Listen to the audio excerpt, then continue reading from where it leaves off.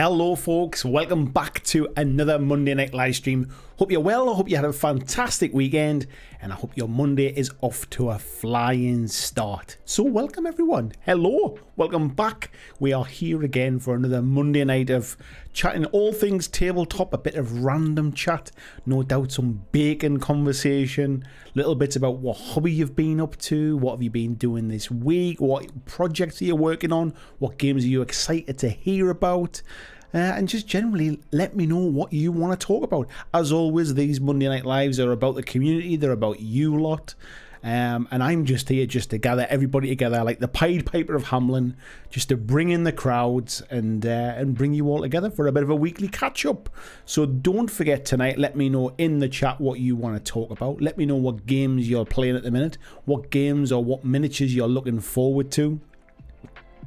And we'll get the chat flowing. We do have a topic for this evening's chat, and tonight's topics are the realities of the hobby that they don't tell you about. And when I say they, it's a very open-ended kind of a statement, isn't it? But I'm suggesting a lot of the stuff, and this kind of harks back a little bit to something we were talking about a couple of weeks ago.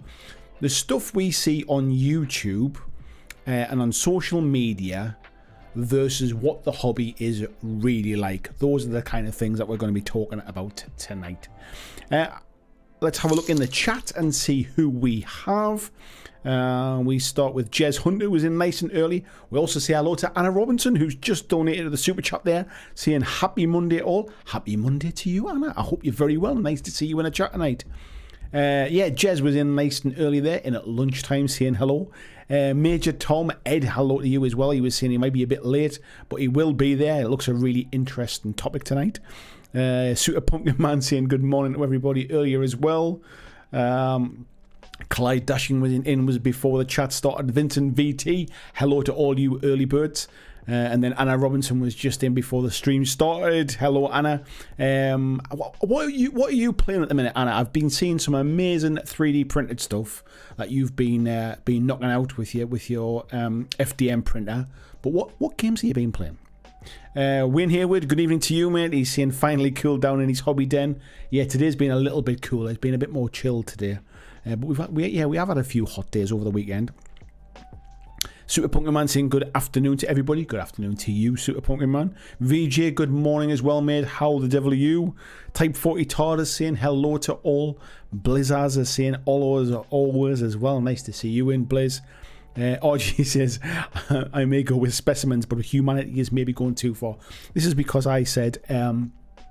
in fact, what did I say? I said, evening, you wonderful specimens of humanity. I would like to think that at least 96% of my viewers are human.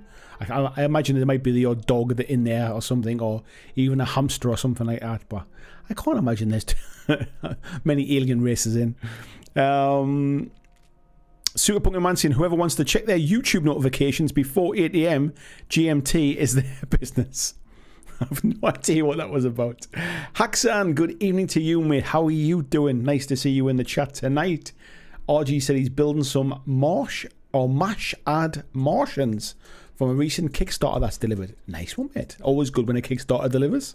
Big Dave, hello to you, fella. How are you? Peter Stockdale, good evening, sir. Nice to see you in. Deep Red saying, hail and well met. Hope everyone's okay. I hope you're okay too, mate. Nice to see you in the chat tonight. Mark Long, good evening. Nice to see you in as well. I don't mean this to be cheeky, but it's not a name I recognise. So if you're new to the chat, mate, welcome tonight. Nice to see you in. Thank you for saying hello. Tasty Brain Drain saying hi to everybody as well. John Shepherd, good evening, fella. He's saying he's terraforming Mars. The dice game arrived today. Oh, that'll be you done for the rest of the stream, then, mate. You'll be playing with that now. Matt, good evening to you as well. He's saying he's hope everyone's doing well.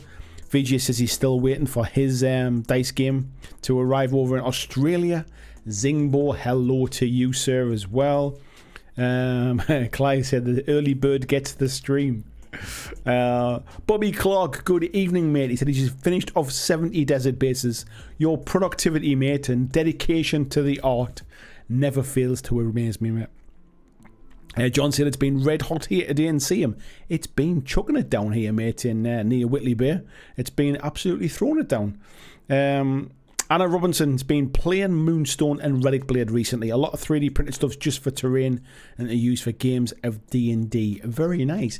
Moonstone is definitely one of those games, and I think we might do a stream about it in the near future, because it's one of those games where I feel like it's starting to gather a bit of momentum now. My local gaming shop, Big Games, has started stocking the models now. You don't have to buy them direct as you always used to. They're starting to get out into the wide world now and into hobby stores, into game shops. There's a new Kickstarter coming soon to release a new faction for the game, and I just feel like it's not quite critical mass yet of like maybe some other bigger games, like sort of, you know, like Star Wars Shatterpoint and, you know, like some other non-GW games, shall we say. But I feel for an independent game, it's starting to kind of get a bit of a foothold in the industry now, and that's really good to see, to be fair. Andrew Cook saying hello from the future. Hello, Andrew, how are you? Samir saying hello. He says, hello, hobby hooligans. Let's keep the chat on fire tonight. I should say tonight as well, we will be looking at August's painting challenge. We didn't do it last week because of holidays and stuff. We didn't get many sort of entries in. To be fair, we didn't get many more, but we're going to do it anyway. We're going to go through them tonight, and we will set off next month's or this month's hobby challenge as well. Colin Wakeland, good evening to you, mate. Matt saying he slipped a disc. Oh dear, mate, which ironically means I've gotten lots more painting done, as it's one of the few things I can still do without oodles of ooch. Oh, I tell you what, mate, I feel the pain in that. There's a guy who used to be quite sort of active in our chat and stuff, who used to call it Lazy Pirate Painting. You might know of him online, and he does all of his painting lying down, which I find is amazing to kind of to see. RG said, lizards live amongst you. You and the royal family, mate. Joachim, hello to you, mate. Welcome back as well from your travels. Nice to see you back, mate. Mark Burton giving a little wave there as well. Samir saying, hobby desk's being cleared in preparation for this month's challenge. What's it going to be? We'll come to that tonight, mate. VG is off to put the kettle on. Tony Howell, hello, mate. How the devil are you, my lovely friend? Let's have a little look down. Super Pumpkin Man saying, will we finally be seeing the August Painting Challenge submission tonight? We will be seeing it tonight, mate. Yes, we will. And Tony saying, yeah, his friendly local gaming store stocks Moonstone now as well. They're gorgeous minis. It just seems to have happened relatively recently, I think. There's a few stores starting to get them in now. Paul Richardson, nice to see you in, Paul. How are you doing, mate? Type 40 TARDIS is saying he's still waiting for his Luna 2 player set to come in. Yeah, hopefully not too much longer for you, mate. Matt saying Moonstone just has this wonderful aesthetic to it. Very Jim Henson. Yeah, I did an interview with the creator of Moonstone. I'm trying to think how long ago it was now. Probably about 12 months ago, maybe 12 months ago. And one of his big inspirations is the artist who basically created the characters for Jim Henson's Labyrinth. So yeah, it definitely, there's a lot of sort of inspiration that comes from that. VJ's in Yorkshire biscuit tea this morning as I've run out of green tea. I tell you what, mate, that's not too bad then, is it? Steve Evans, good evening to you, mate. How are you doing? John Shepherd saying, yeah, I wish I'd posted some pics of minis I'd painted, as I thought the challenge was alternate history, not just alternate painting style of figures. Yes, it was just an alternative August, mate. It was like, just like, yeah, like it was something alternative to what you would normally paint, I suppose. Andrew Cook saying, has anyone else seen the new Star Trek pre-painted big ship game that WizKids is dropping in April next year, similar to Star Wars Armada? Never heard of it, mate. I don't know anything about it. Although, to be fair, it's not going to have much of a challenge because it sounds like Armada's pretty much dead in the water these days, along with X-Wing by the sound of it a bit. Ed saying he's listening along in the car for now. Nice to see you, Ed. Drive careful, my friend. Anna saying it was my video which got her into the Moonstone. I'm glad it was a bit of usefulness. Yeah, Tony Howell saying the Brian Froud influence. That's exactly the guy. I was trying to remember his name. Clyde saying, yeah, the Star Trek game looks great. I can honestly say, other than the kind of the new Star Trek movies, the ones with Chris Pine in, I think I've seen one of those. I have never seen an episode of Star Trek ever. Not in any kind of like I'm a Star Wars fan, I'm never watching Star Trek kind of thing. It never really interested me randomly, and I'm sure people are going to tell me, oh, you need to watch this series, or you need. I feel like time has passed me by now, that it's just one of those things that I've lived this long without watching it. I don't really need to go back and revisit it now. And Steve Evans is in. He's very good, thanks. Nice. Just popped in to say hi. Nice to see you, mate. Anna's saying, I like the card mechanic in Moonstone, but after a few games, it starts to get annoying having to shuffle the decks. Yeah, I get that as well, because it's one of those things when you play Malifaux, which is another card-based game, there's a lot more cards in the deck, so you don't shuffle them quite as often. And VG saying, can't say I have, but it would be interested. Always fancy the Klingon fleet. Talking about this there Star Trek stuff there. And Clyde saying, don't give in, Andy, just enjoy mini spaceships. I've never really been like sort of, oh, excuse me, let me have a drink. Oh, my throat went really dry there. I've never really been somebody that's been into sort of naval combat games, be that spaceships or ships. I quite enjoyed Armada by Mantic, but I feel that was because I didn't really have a lot of models on a board. And I quite enjoyed X-Wing, but I think that's because, again, I didn't take it too seriously and we didn't play with a lot of models on the board. But I think the thing with X-Wing is the Star Wars theme and the pre-painted minis did a lot of the heavy lifting for me to get me interested. And like it was something I could play with my younger lads. I'm going back some time ago now when we used to play sort of like version 1, where it still looked pretty cool. Like I bought a cheap kind of 3x3 Starfield map. All the models were already painted. Like the tokens looked pretty cool. It was just one of those things where it was like it looked good instantly. And obviously the Star Wars theming of having X-Wings and Millennium Falcon and having the fire sprays and stuff like that, like the Slave One ship, it looked cool in it, and it kind of pulled on the nostalgia for the Star Wars days. Star Trek's never really done that, so unless it was like the best game ever, I'm not really sure it's something that would necessarily interest me. I certainly can't like differentiate the different ships by looking at them, where at least with Star Wars stuff, I know what an X-Wing looks like, I know what a Y-Wing looks like, I know what a B-Wing looks like, or a like a Lambda shuttle and stuff like that. Let's have a little look here. Lazy Mini Painting saying, quick hi before I start. Have a good one, fella. Thank you very much, mate. All the best to you as well. John saying he had 2 of the Star Trek Attack Wing starter sets and a few other ships. Played like X-Wing. That was by Wizards. I've got a feeling, and I could be off the thing here, is X-Wing, Attack Wing, and there was a D&D version as well, which like was basically like dragons flying about, and X-Wing were all based off, was it Wings of War, the original game? And they pretty much lifted the rules from that. I could be wrong with that, but I'm pretty sure that's what it was. Oh, excuse me.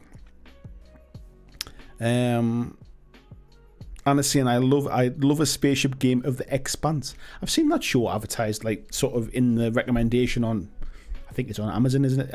Amazon or Netflix. But I must admit, I've never watched it. Andrew Cook, hello mate. He's saying it's called Star Trek Into the Unknown. Krabak has a YouTube video on it. Thank you very much for the information, mate.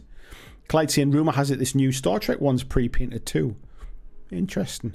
Matt says there's something to be said for being able to open up a pack and not having to worry about gluing and painting. Yeah, 100%, mate. It was the right game at the right time for me. It was one of the things where I was enjoying my hobby, I was enjoying the painting, but I was finding I wasn't playing very much because I like to play games with painted miniatures. I don't always kind of like sort of I wasn't getting to a club very often. And it was something that when my kids came over on a weekend, we could just like sort of literally put it straight on the tabletop and it looked all kind of cool and stuff. And they were into Star Wars as well. They had like Star Wars, like Lego ships and things like that. So they knew exactly what things were, and they'd obviously watch the movies with me. So it was nice we could kind of connect over that.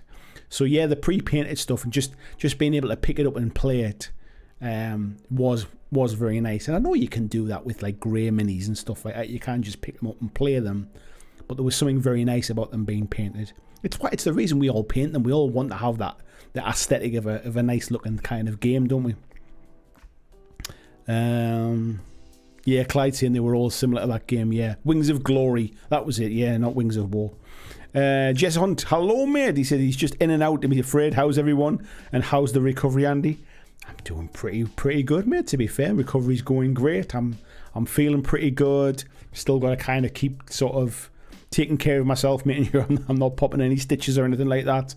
But I would say I'm well ahead of where I thought I would be. I thought there would be absolutely no chance that I could go down to kind of the Kings of War tournament at the weekend. Originally, when my operation was meant to be at the start of August, I was hoping sort of 4 weeks later I'd be healed up okay to be able to go to the Mantic's Clash of Kings event that's just happened at the weekend. I was going to do some filming and stuff like that, but when I knew it was my operation was only a week before that, I was thinking there's no chance I'm going to make it. But I'll be honest, when I got to Friday, I was toying with the idea of, you know what, I feel pretty good. I wonder if I could make it. But it was just a case of I didn't really want to be on my own that long in the car, like so soon after the operation and stuff. I didn't want to drive that far in case there's any problems. The heat and stuff like that as well would be the hottest day of the year. All that kind of stuff. I just thought, you know what it is, get better, get well, make sure you're all right.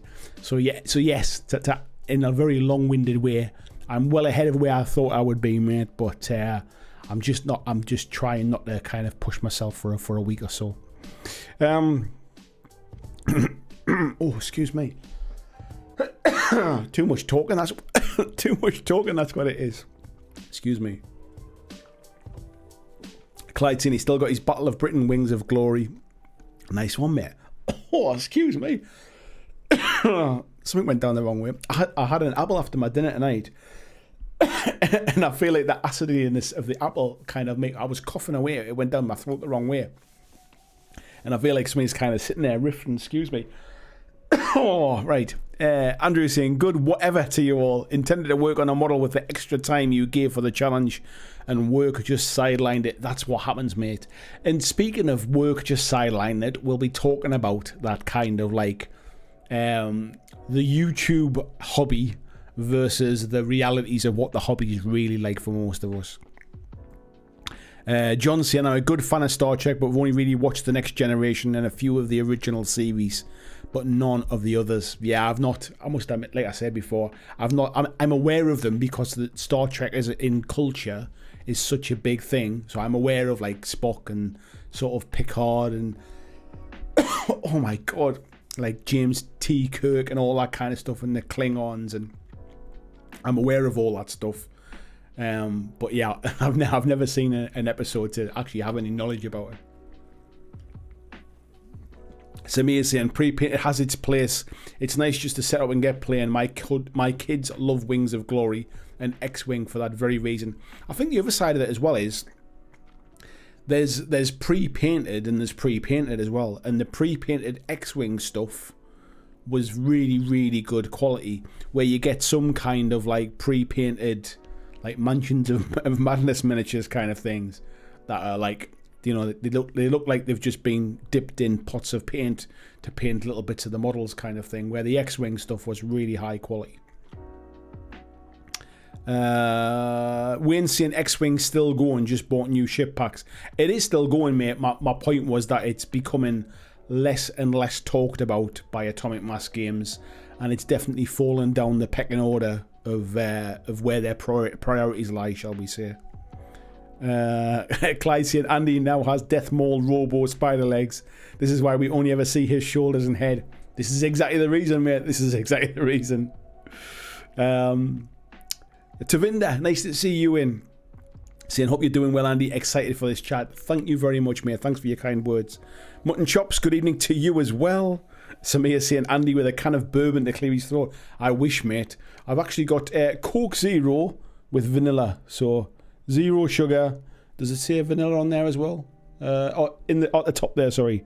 There we go. Vanilla. Vanilla Coca-Cola, mate.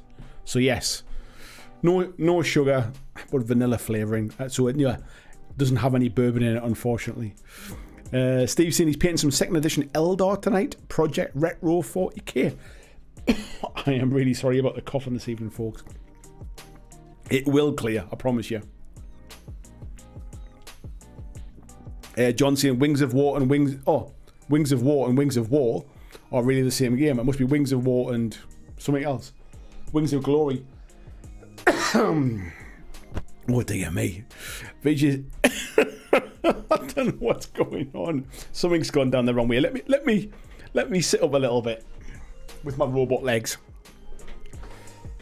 Oh, that's bad. Something stuck in my throat. VJ is saying, anyone else see Juan Hidalgo's glazing video? Great practical tips on glazing, even better brush. I can't say I really watch painting videos, mate, if I'm being honest.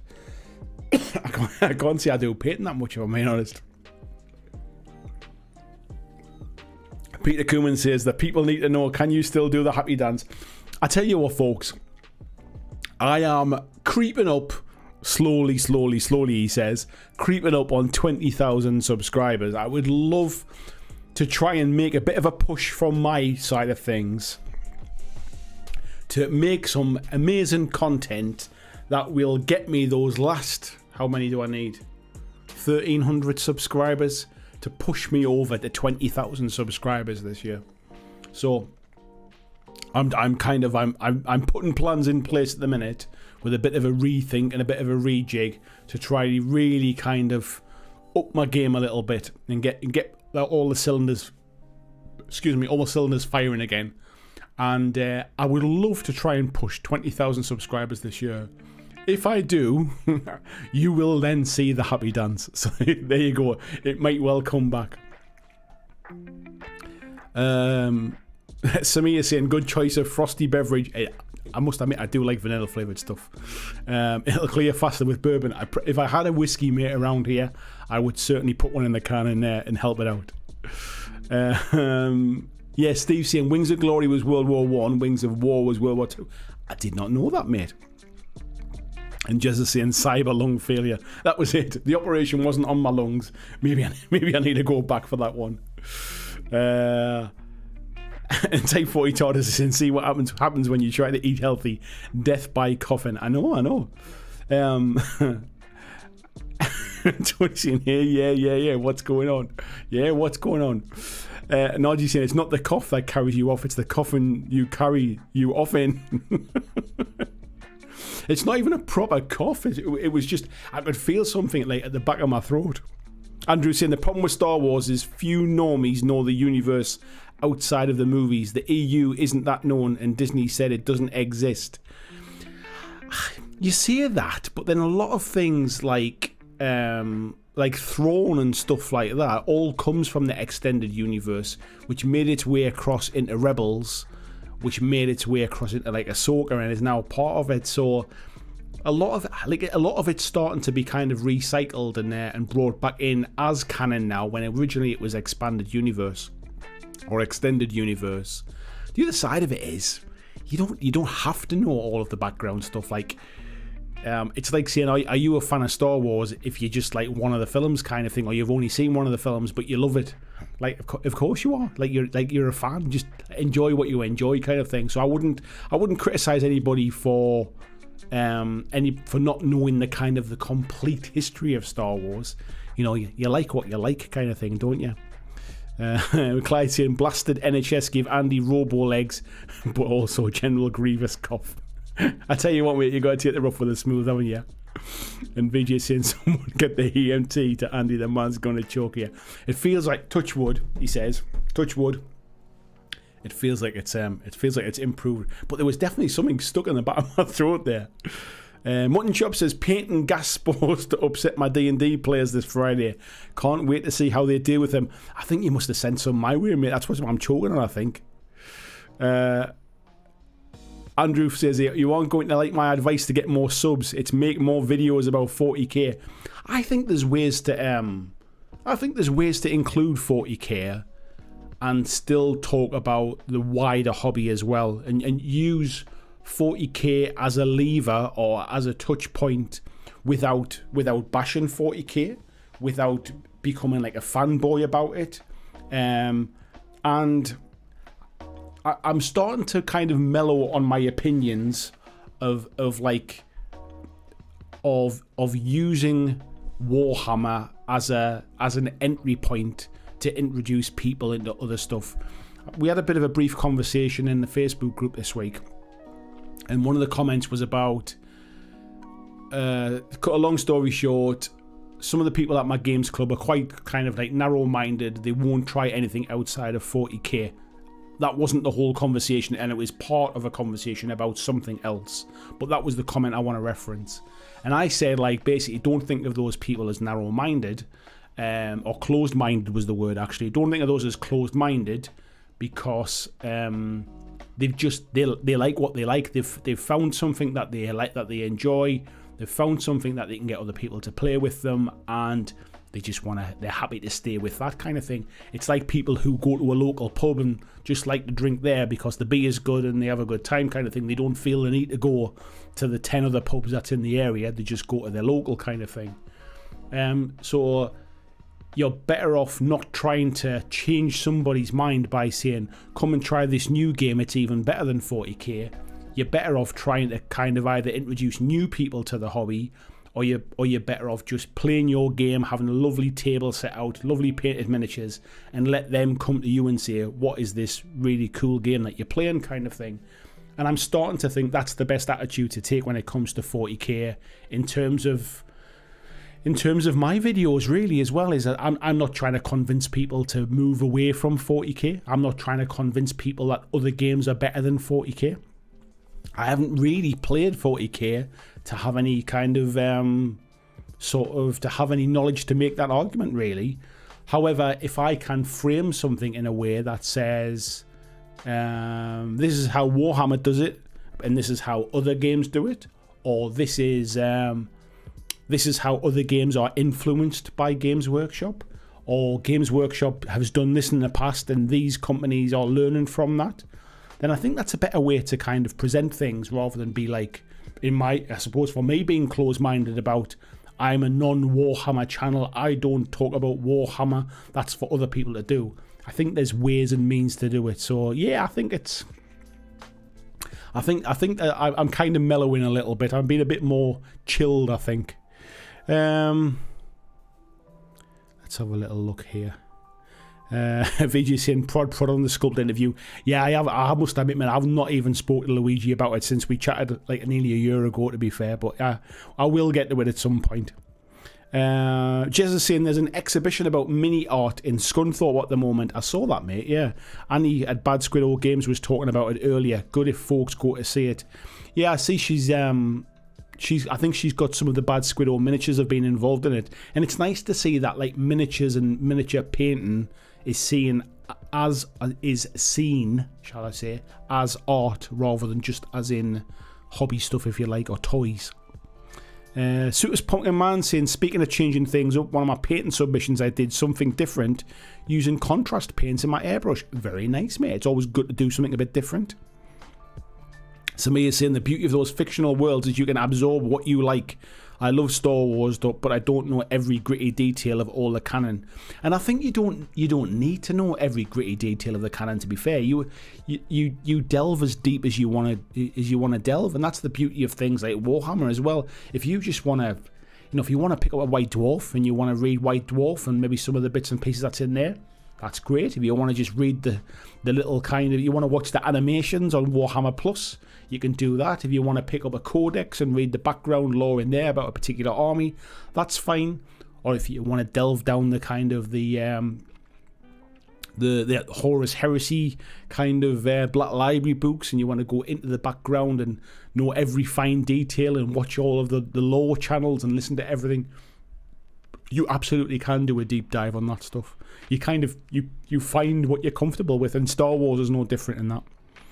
VG saying careful there, saying Star Wars is for everyone might upset the neckbeards. I think it can be for everyone. I'm not suggesting that like Star Wars is the Bible and everybody should read it kind of thing. I just mean that it's like in this, in sort of what I've just said there before about Warhammer and stuff, there's something in there for everyone, in terms of if kids just want to enjoy the spectacle of the kind of like the lightsaber battles and stuff like that, and all of the different fancy kind of costumes and uniforms and things, they absolutely can. If you want to even just play like the Lego Star Wars games or build Lego Star Wars sets, you absolutely can do it from that perspective. But it obviously goes deeper for people if they want it. Haxan saying drinking Coke without whiskey in it would make me choke as well. Drinking whiskey with Coke in it would make me choke, mate. You should never water down whiskey with Coke. If you're putting Coke in it, mate, it's not good enough whiskey. That's what I would suggest. Clyde saying, like MS Paint's hint something could be for 40k, but also is about the other game. I think most channels do this, you know, like even the likes of like Ninjon and Miniac and people like that. They use Warhammer as a lever to basically prod the YouTube algorithm. And for a while, I was quite bitter about that kind of stuff. Not at the creators, but at the fact that that's what you had to do to get people to kind of to watch a video, or to get the algorithm to recommend a video. Say it's for Warhammer. What frustrates me is when people completely kind of just like lie about it. Like, and I've had this chat with Luke before in the past, but when Luke Fellows made a video about Kings of War miniatures, like 3D printing Kings of War minis to play Kings of War at 15mm, and called it like miniature Warhammer, like, and then never mentioned Warhammer at all in the video. I was like, well, that's just complete right rubbish kind of thing. That's a bit fake. You're stretching the truth a bit now. But yeah, I can see there's ways to use it. I wrote a script last week for a video, and I was chatting to the Patreons about this last week as well. I wrote a script for a video that I'm 99% going to record now. And I ended up like kind of second guessing myself the next day and decided not to record it. But the script's there, so I'll probably go back to it. But that's the kind of video I'm talking about, where I am talking about Warhammer and I'm talking about Games Workshop, and it's in the title there to drive sort of direction to it. But that's not really what I'm talking about as well. I'm just using that as an example to illustrate something else, and then I'm building on that by sort of transitioning into the wider world of hobby stuff. And if I can, like, this channel's always just been about being positive and getting stuff to the table and the best way you can, and like under your own steam, and not worrying about being the best at everything, and like being part of a community type stuff. And if that is a mixture of Warhammer players and non-Warhammer players, then so much the better. Johnson, I heard a rumour that Nexus, who released Wings of War, approached Fantasy Flight Games to publish a Star Wars Wings of War game. Then they said they weren't interested and stole the ideas and released X-Wing. It wouldn't surprise me, mate. I mean, something very similar happened with with Star Wars, with Marvel Crisis Protocol, didn't it? I don't know if you know the background to that one, but Marvel Crisis Protocol was a very similar kind of thing.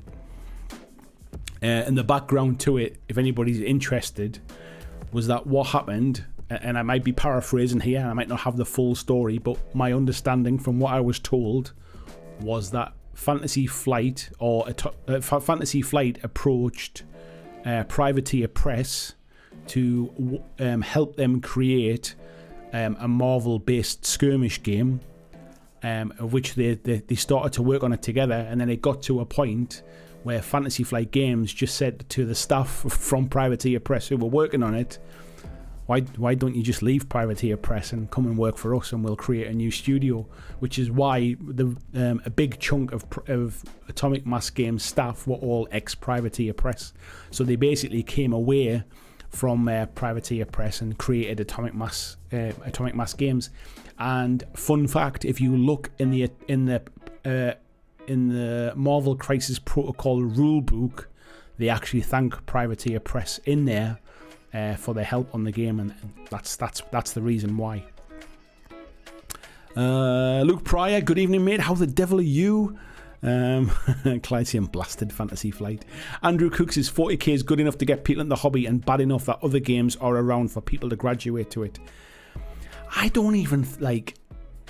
I can't even say 40k is bad. There's no way it can be that bad that it is still so popular. At some point I'm going to dip my toe into it purely from a knowledge and experience point of view, because I can't say there are better games when I've not really played it to compare it. I didn't have a great experience trying to get into it, but that was like 5th edition. Like, there's been 5 more editions since then. I can't suggest that it's better or worse than anything else. Or even compare it, really. I mean, I feel like I know enough to understand how the game works. Just, I feel like I've absorbed the rules by osmosis a little bit. But I don't really have any experience to talk about.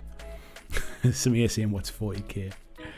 And Johnson, yeah, Nexus went out of business just after that. Yeah, I'm not surprised, mate, if that was the case. VJ says you're allowed to soften on 40k now, as the normal 40k channels have lost their minds now the first codex has dropped and invalidated a free one, like we didn't all know that was coming. Yeah, I'm pretty sure we all knew that was what the plan was, to be fair. RG says, regarding GW and close-minded, I frequently said that if people enjoy their drink of choice, stay with it. Chasing the eternal dream of something better frequently becomes a fool's errand. Yeah, I'd agree with that. I think that, how can I phrase this? The worst thing I think you can, not the worst thing, that's a bit out of hyperbole, but when it comes to kind of trying to convince somebody to play your game, one of the worst things you can do is to try to tell them that their game is rubbish and your game's better, because that instantly puts people's backs up. And that's why there's a very them and us attitude when it comes to kind of Warhammer. Either sort of extreme fanboys, extreme kind of bitterness against GW kind of thing. I know most people are in the middle, but that's the arguments are had on the extremes. The arguments are not had in the middle kind of thing. But like if you like 40k, you like 40k. It's like the Apple Android argument. It's like the PlayStation Xbox argument. It's all those kind of things. Like, at the grand scheme of things, both PlayStations and Xboxes are both very, very good products. The same way I'm sure 40k is a good game, in the same way Shatterpoint's a good game. But they're different tastes, they're different flavours, they both give different things. And just because you really enjoy one game and don't enjoy another, doesn't mean everybody has the same thing. And it doesn't mean if people are enjoying 40k, they're getting it wrong. So I feel like I've got not a platform, so to speak, but I've got an opinion that's maybe not unique by any stretch, but I've got an opinion that is different maybe to other creators in terms of I'm not anti-GW, I'm not pro-GW, I'm kind of pro-hobby, and wherever you get your hobby fix, all power to you. Like, if you love fishing, and everybody says, oh, you should be sea fishing, or you shouldn't be fishing off a pier, you should be fishing off a boat, or you shouldn't be fishing off a boat, you should be fishing in like a what they called, like a like a little fishing, like a man-made kind of fishing pond thing, whatever they're called, a fishery. Like, everybody's going to have an opinion on what the best kind of fishing is, but it doesn't really matter. If you enjoy fishing and you're doing it your way, then so much the better kind of thing. Tony Howell says Discourse and MS Paints are very good at playing the GW game but doing their own thing. I definitely suggest having a chat with those two, at least about an approach. I don't think me and Discourse could have that conversation about how to approach the GW thing, because I think, contrary to sort of, I mean, me and Discourse get on very well, actually. Like, we always have a good conversation whenever we kind of get together and stuff, and I really do like her. But I feel that her opinions about Games Workshop come from a place of sort of not even anti-capitalism, but like she doesn't like what they stand for as a business. She doesn't like some of their business practices, and she's very, I wouldn't even say anti-GW. She's just very vocal about some of the things that she sees as bad. I'm a bit more mellow about that kind of stuff, and whilst I might not agree with everything, I think I also don't agree with some of the extreme opinions that she might have. So she also knows that saying negative things about something or putting a negative spin on it can drive more views than putting a positive spin on it. That's not to say her video is negative, but she comes at it from a point of view of, like, title is here's the negative thing, and then she might be talking about all the positive stuff in the video, but the title screams negativity, if you like. I would always tend to lean on the more positive side of things, or asking the question in the title kind of thing, leaving it up to the viewer to kind of decide whether they think it's a good or a bad thing kind of thing. And MS Paint, I like Dave as well, but his stuff is very much more about like kind of painting and kid passion and that kind of stuff. So I guess it's more difficult to draw that kind of sort of line. It's not like I don't know what to do. I've begrudgingly I've kind of stick to my guns and avoided it in the past because I personally morally feel that it's wrong to do it, but I've kind of mellowed in that opinion. Tavinda says, has Ronnie ever given you hints that they will redo the dwarves or elves in their new standards, starting to work on some Night Stalkers? I think it's common knowledge that the Free Dwarfs will be a new faction that will come at some point in the future, and I would suggest that by doing new dwarf sculpts for Free Dwarfs, there will be some crossover with existing dwarfs. Elves, I've not really ever heard anything. I don't think elves are that popular in Kings of War, to be fair, and I think at some point they'll make a reappearance, but I don't think it's high on the priority list, to be fair. Camo, good morning, mate. How you doing? Major Tom there's back in the house and set up to do some painting. Very nice, mate. Super Punk Man saying, speaking of 40k, unfortunately, because my car needed its fuel pump replaced, I was unable to get any of the new Tyrant anything. Do you know what's even better though, Super Pumpkin Man, is they'll all still be there. You'll be able to buy them when you can afford them later. You don't need to have them straight away. VJ saying Scunthorpe. As an Aussie, I feel I must applaud this name. Yes, mate. Or Scunny, as it gets called, mate. Let's have a little look down here. RG saying, come on, guys, smash a like. Come on, how many have we got? We've got 58 people viewing at the moment. We've only got 30 likes. 28 of you are not pulling your weight this evening. Peter said, I've only ever bought X-Wing minis that were seen in the original trilogy movies. Doesn't mean I don't know the lore, just that I like them. I think they're iconic, mate. The ones that you see in the original trilogy are the iconic ones. The X-Wings, the Millennium Falcon, the Slave One, the TIE Fighters, like Vader's ship, all those kind of things. Like they're iconic. Like, even people who don't really know Star Wars could look at one of those spaceships and go, they're from Star Wars, I know what they are, kind of thing. Samir says, never water down your whiskey. Andy laying down lifelong nuggets of knowledge. This stream isn't just about the hobby, folks. There are life lessons to be learned here. 100%, mate. If you are putting coke in your whiskey, then your whiskey does not taste good enough to be drunk on its own. So therefore, and sort all of this, that there's no right and wrong answers kind of thing. And, you know, you enjoy your drink the way you like your drink. If you're drinking whiskey and coke, you're drinking it wrong. There you go.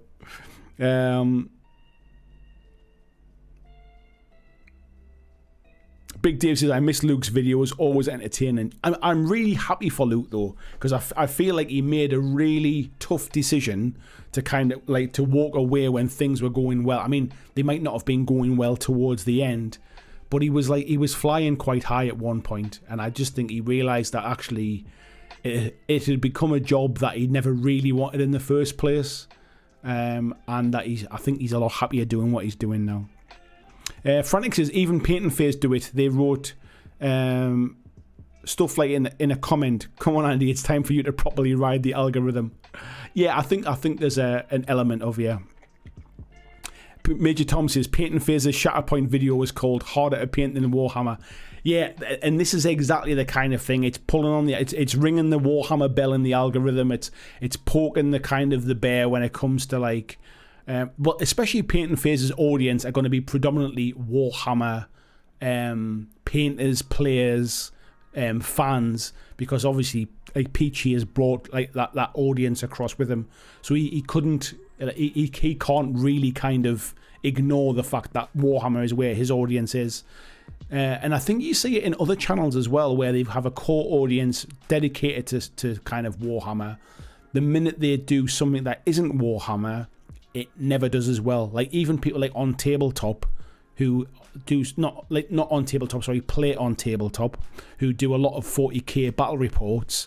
Whenever they do something that's not a 40k battle report, it does all right by like YouTube standards, but it's like it's never as popular. And they certainly couldn't. They couldn't like sort of do a 40k battle report and then do 5 battle reports for, say, Conquest.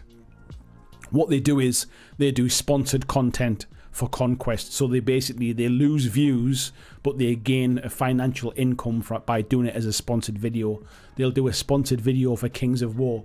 They'll do a sponsored video for, I don't know, something else. I can't even think what other games they've played.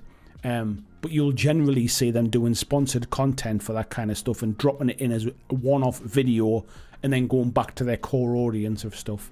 And that's how you can balance it, but they're balancing it from a financial point of view. They're not balancing it from a sort of like pleasing the audience kind of thing.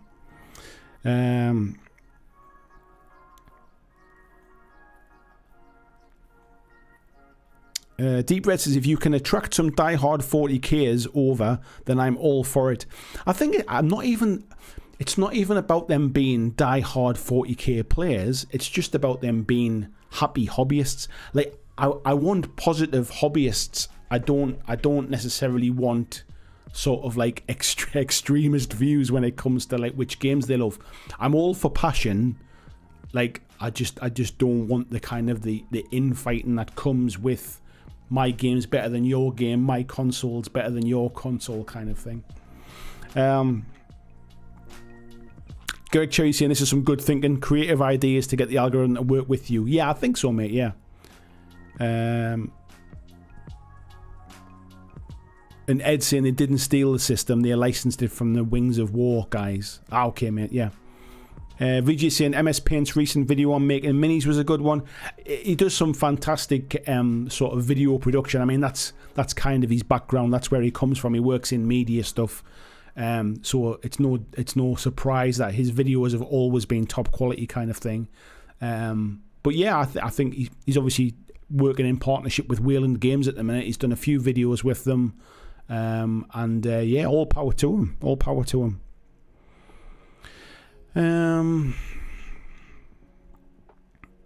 Let's have a little look. I'm just trying to scroll down a little bit there. Superpunker Man saying, really, I just wanted to get the Codex, the BioVo, but I will just have to wait until Christmas or get another commission finished. I think for the Codex, mate, I don't think you're really missing out on anything. I mean, other than the fact it's a nice book. Like, I think the background lore won't have massively changed hugely. There'll be some nice artwork and stuff in there. But as for, like, stats and things like that, it's all on these data slates now, isn't it, really? And from what I understand, the fact that the books come out and the point costs are wrong, or they've been updated, I should say, I think that's what people are kind of, like, getting their knickers in a twist about a bit.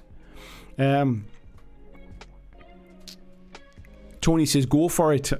You have an idea that sounds solid, and it sounds like you're struggling to get over yourself now. I bet it's solid content. Yeah, I think it's just, as I was saying in the Patreon chat, mate, I think it's just, when you work on your own long enough, you start to doubt things, and there's nobody to kind of bounce ideas off and say that's a good idea. And I don't necessarily feel that, like, it's not something I want to just, like, send out everybody and go, like, what do you think of this? Because then all of a sudden I'm crowdsourcing, like, my ideas, and you're always going to get some people like them and some people don't like them. So then where do you kind of draw the line? I think all I really need is kind of like somebody to bash heads with on once in a while and just go, what do you think of this kind of thing, rather than asking the universe. Peter Kuman says, most games aren't bad, they're just not for you. Just play what you like. Yeah, I don't think there's technically any really bad games. Like, there's nothing unplayable, just some things are more complex, some things are too simplistic, some things don't make physical sense in your head, some things are maybe just move too fast kind of thing. I think there's just different rules for different kind of people. Ed says, the problem is the rules of Warhammer haven't actually materially changed since 1983. And I kind of get why they haven't, mate, to be fair as well. If like when you're that popular or that big in terms of number of people playing your games or interested in your games, I think if you try and change things too much, it's probably a bit too much of a shift, to be honest. VJ says, I've got enough 40k minis, I can easily play Combat Patrol 40k, so I'll do that this edition, but I seriously doubt I'd go much beyond that. I think that the trick is, mate, there's no reason to go beyond that if you don't really want to, and I think people miss that bit sometimes. Gary Jensen, hello, mate. He says, hello from St. Paul. I'm doing magic. I'm turning pink foam board into NRO concrete. He's also just donated for the super chat as well. Thank you very much, mate. VJ says, just got that passion for big games, just not got that passion for big games anymore that I had my first time around in the hobby. I wouldn't say I've ever really had like a passion for big games. I think I've got a passion for painting miniatures, and I've got a passion for playing games, and if I ever paint enough that gets to play a big game, then so much the better kind of thing. But I think skirmish games is always where my kind of heart is. Like, I love Warcry, I love Moonstone, I love Malifaux, I love Marvel Crisis Protocol. I think that kind of scale of game is always where my heart will be. But I do like the visual aspect of a big Kings of War battle or a big Warhammer 40k battle kind of thing.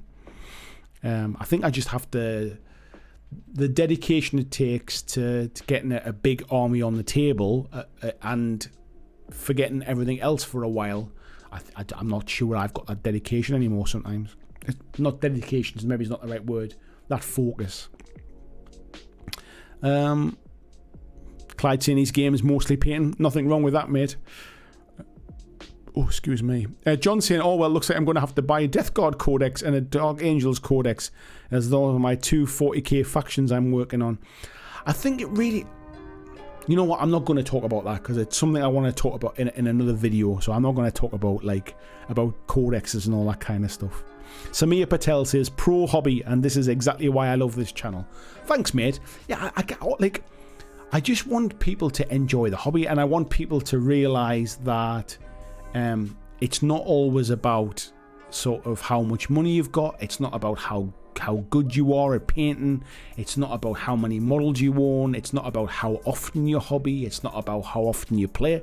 It's not about whether you play at all. It's not about whether you paint. If you get some enjoyment from this hobby, like if you get enjoyment from the hobby in whatever way you get it, then that's pro hobby, isn't it? I say this all the time, and I'm starting to sound like a broken record, but the whole point of a hobby is to enjoy it. It's not about being good at it. Like, you know, it's just about it's about getting some joy from it. And if you get some joy or fun from it, then surely you're doing it the right way, kind of thing. It's not something to be stressing about, kind of thing. Clyde saying, fish off a boat or appear in a man-made pond. There you go, mate. Or just put some waders on, couldn't you? Matt saying, very holistic approach to tabletop gaming, and he makes a change from the usual tribalism. I think there's a place for it if people want, like, you know, in the same way people are absolutely die-hard football fans for their team, and like you have hooligans, if you like.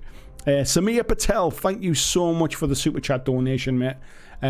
Very, very kind of you, mate. I will certainly put that to good hobby use.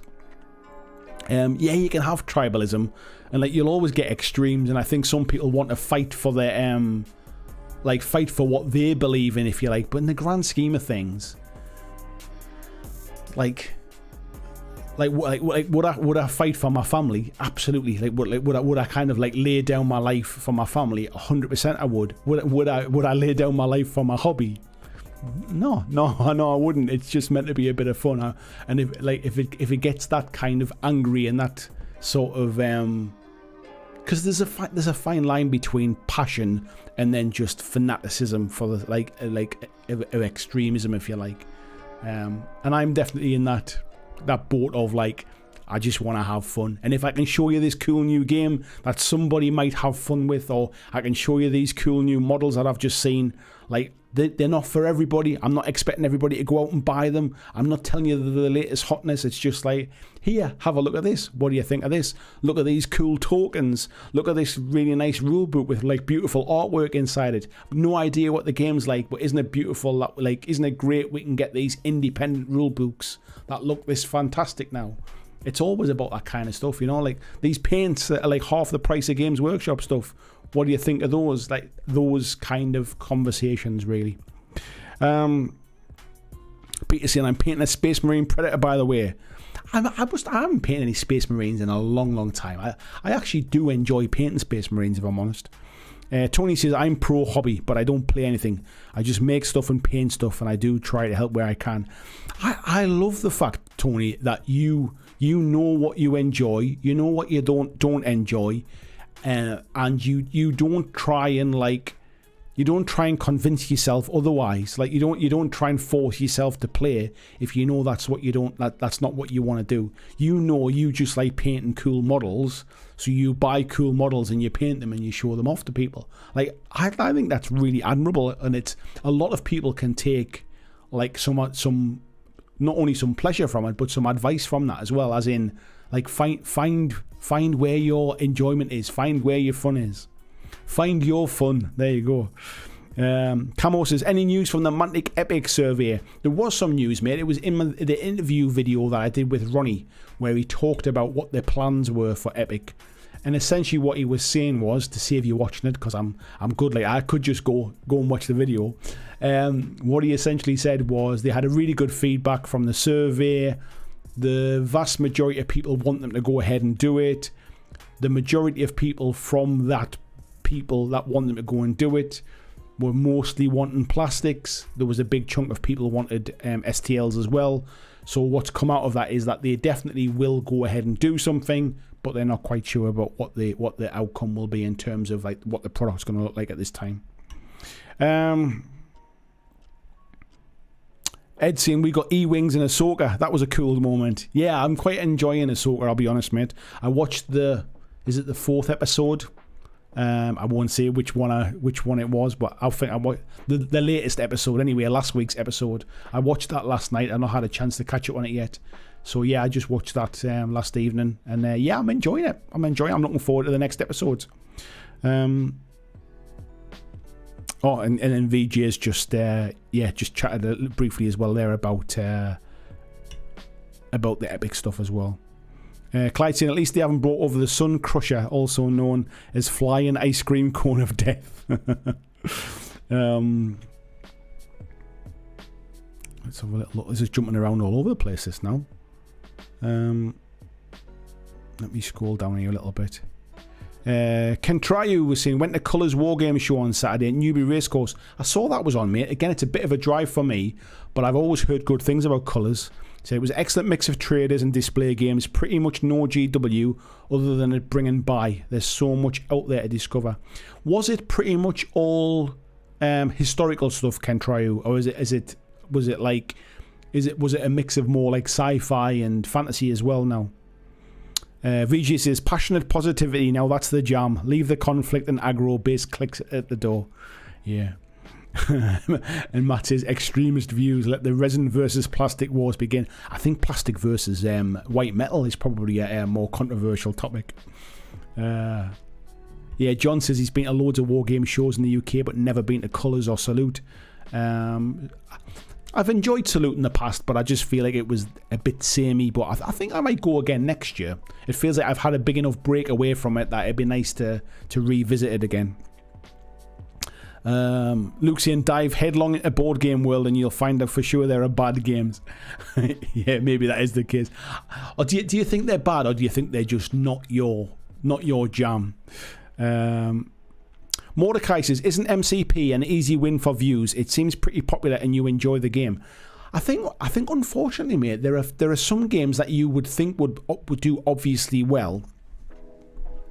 But the problem with them is there's not that much to talk about. So, like, Marvel Crisis Protocol releases a new model like every month or so, every couple of months. unless you're really into the kind of the tournament side of things, there's not that much to talk about, to be honest. Like, if you look online for Marvel Crisis Protocol videos, they don't get a lot of views. Now, the game's popular. It's really well supported by the company. Lots of people play it. But I just don't think it has the appeal in terms of viewership. I think it's like people are either fans of the Marvel Universe and the comic books and they read them and they watch the films. I'm not sure there's the same passion for content, mate, if I'm being honest. Right, let me scroll down a little bit more. Samir is saying, good. Whiskey fun, something that doesn't need to be watered down. Yes, you're right, mate. Luke saying, skirmish games allow me to continue to be a minis game and a board gamer. Yeah, I get that, mate. And I can, to be honest, if you're somebody that just likes playing one game, like if you're into 40k, I think a lot of people are really into 40k. They love the universe, they love the lore, they love the models. There's a massive release schedule, there's new stuff coming all the time. It takes a while to get you an army painted and get it to the table. And like there's enough going on the periphery of the gaming system that you can just surround yourself with 40k stuff. Loads of 40k channels, loads of 40k podcasts, loads of books to read, loads of audio books, all that kind of stuff. But I think if you're a non-GW gamer, people like to generally play, like, unless you're a tournament gamer maybe, people like to play a few different bits and pieces, and that's where skirmish games lets you dabble in painting this and painting that and trying this out and trying that game kind of thing. VG says, in the very little I know about the current 40k meta, I've heard that Genestealer cults were finally actually good and got hobbled by the latest balance update. Love my Genestealer cult minis, but if I played them to win, I missed my window. I think unless you're playing tournament, unless you're playing tournaments and your aim is to win, I really wouldn't worry about meta. Is my honest thing. I think it's one of those things that gets talked about when we come to hobby myths and stuff like that, and the YouTube hobby versus the real world hobby will probably come onto that kind of stuff. RG says, I love tribalism comment. It's interesting to see football fans and rugby fans. As a rugby nut, we're passionate about what we like, but we won't come to blows about someone supporting a different side. And I think the vast majority of football fans don't do that either. But you will always get extremes, I suppose. Like, I don't know why. I don't know where. I mean, I could go into the socio-economic reasons of why 70s and 80s kind of hooliganism reared its head, and popularity of football versus popularity of rugby and things. But yeah, I'm not sure you can bring. I'm not sure you could bring that across to Warhammer and stuff. Ken Trios saying, not been to Salute yet, but will one day. Bought some creepy villagers playing music and dancing. John Wayne on the toilet. 10 mil dwarfs plus Del Boy and Rodney. That's the variety I need. It sounds like a good mix of stuff, mate. JS.C, what is that, says John. Genestealer cult, mate. Evil Bear War Games says, I don't enjoy the Warhammer rules, but I love building, painting armies for it, and love the people I meet through the hobby. Yeah, I don't like. You don't have to enjoy every aspect of it to enjoy the bits you enjoy, do you? Lord Nova says, I love your positive approach to the hobby. When you like a game, you talk about it, and if you don't like a game, you don't talk about it. So if we don't hear anything about 40k, could we assume? No, and this is my point, mate, to be fair. I don't talk about 40k because I don't really know about 40k. It's more coming from a point of ignorance than a point of I don't like it. Like, I've said my backstory many times in the past, and I started painting 40k miniatures, and then I'd painted so many I thought I should kind of try and see how the game is, and I had a really bad experience, like in my first ever demo game, and I essentially walked away from that demo game going, my God, if that's what it's like, I don't want anything to do with that game kind of thing. And I sold all of my miniatures and sold all of my Space Marines. I had a Raven Guard army that I'd collected and painted over a number of years, and I basically got to a point where I put it on an eBay, sold a lot, and put that money into buying other kinds of miniatures. And that's when I discovered Malifaux, and basically went from there. And my view of 40k was shadowed and kind of had a cloud over it because of that first experience. And I've tried to get into 40k again since then by going to a GW store, where I was going to one of their kind of like learn to play sessions, where the people in the store were pretty shit, and they essentially just used me as a adult babysitter to look after all the other kids while they were learning to play, kind of thing.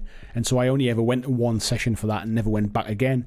So I've tried to get into 40k a couple of times and not had any success trying like different methods.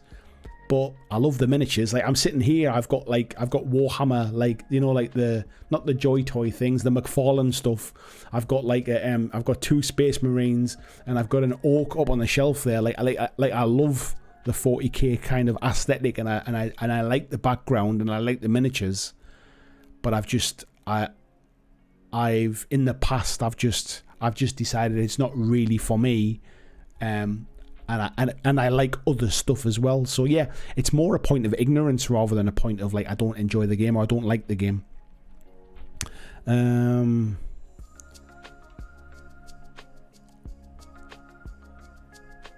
Cantryo says, I don't know, but the Thunderbox was sold separately. There was a strong historical side to it, but loads of fantasy and sci-fi too. Oh, nice, mate. Samir says, I would actually give 40k a shot if there were more narrative events. I feel like it's more competitive tournaments and lists are meta to death. I'm all about a good story on the tabletop. I think a lot of it it really does depend on who you're playing against.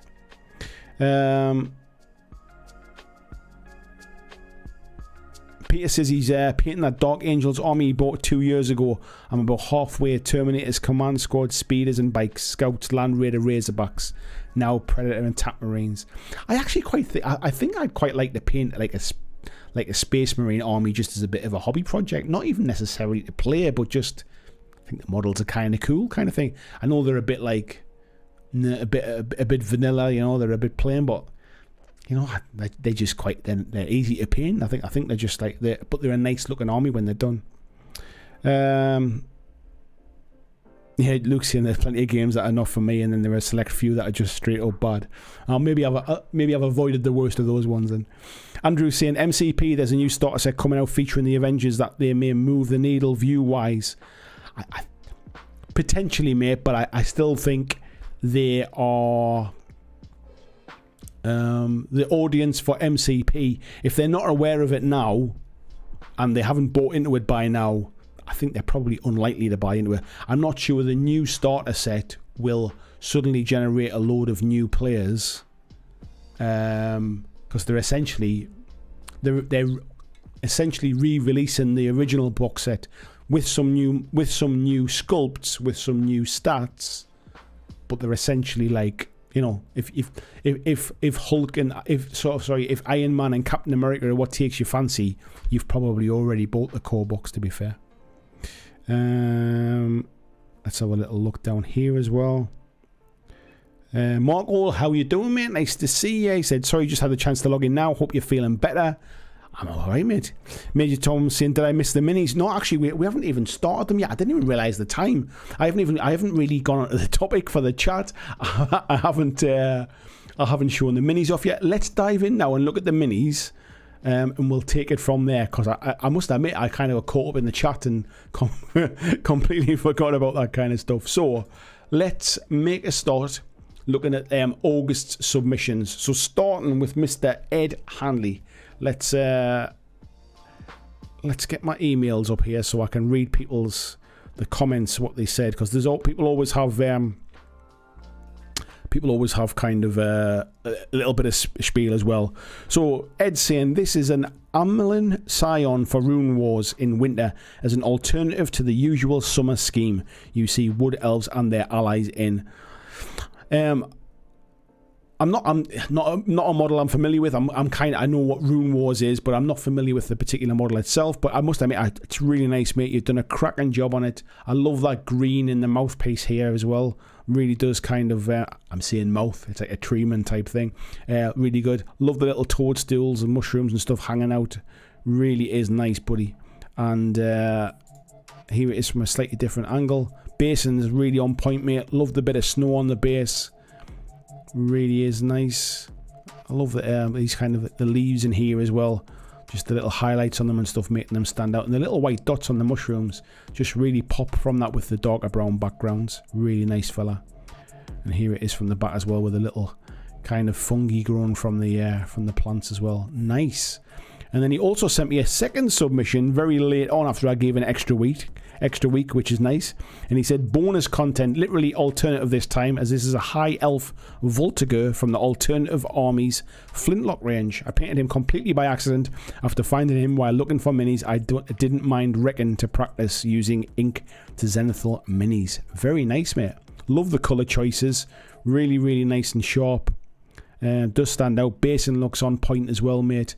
Really, really nicely done. So thank you very much, Ed. I appreciate you putting your your submissions in every month. You were the first person to submit last month, I think. You were the first person to submit this month as well. So as you see them tonight, these are the order they were submitted in.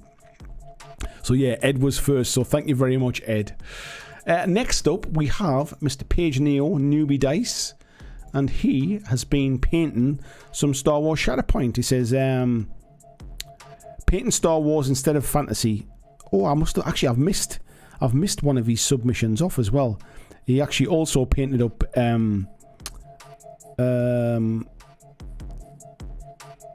Basilean Standard Bearer as well for Kings of War, but I didn't see there was two emails together. So yeah, I've missed off his other submission. I apologise, Paige. But here he said I don't enjoy games based on existing IP as much because I can't create my headcanon. Mace Windu is Mace Windu. I can't imagine him as another character or paint him differently. It just feels wrong. So there was, so it was alternative for him. That's not something that bothers me very much. I quite like sort of having the IP just that I'm aware of, that I'm familiar with, because it gives me a shortcut into, I understand the world. It's one of the things I love about Marvel and about Star Wars games, is that, I understand what's going on here kind of thing. I don't need to try and sort of imagine what these worlds are, or what these armies are, or what these soldiers are like kind of thing. But yeah, lovely painting, mate. Really nice work on picking out the details as well on the troopers here. Love the use of, looks like, what's it called? Like contrast paint on the robes and stuff, and the purple on the saber is really, really nice. And I like what you've done on Mace Windu's face as well. There is no denying that is definitely Mace Windu. So yeah, amazing work, mate. Thank you very much for the submission, and I'm sorry for missing off one of your pictures. Jonathan Dawson was next, and Jonathan said he's having a Kickstarter arrive for Vampire chapters. I thought I'd give me an excuse to get some of these minis painted and ready to play. I've used a different style in the NPCs with black and white with a note of blood red in a Sin City style, and spent time on the characters in colours. He's been busy and managed to paint 20 miniatures this month, including a cheeky dwarf for Silver Tower, which has been on his list for a long time. As an aside, your monthly challenges coupled with a big clear out and eBay sale has led me to getting under the 100 non-painted miniatures in my collection. Keep up the good work. Thank you very much, mate, and you keep up the good work too. These are really nice, mate. Did you see what the game was called? Vampire Chapters it was called. Not a game I'm familiar with, but love the models, mate. Love the paint schemes as well. Nice bit of highlighting and shading on the trousers here. They're kind of picking out the front bit, the shiny bits to the black pants there as well.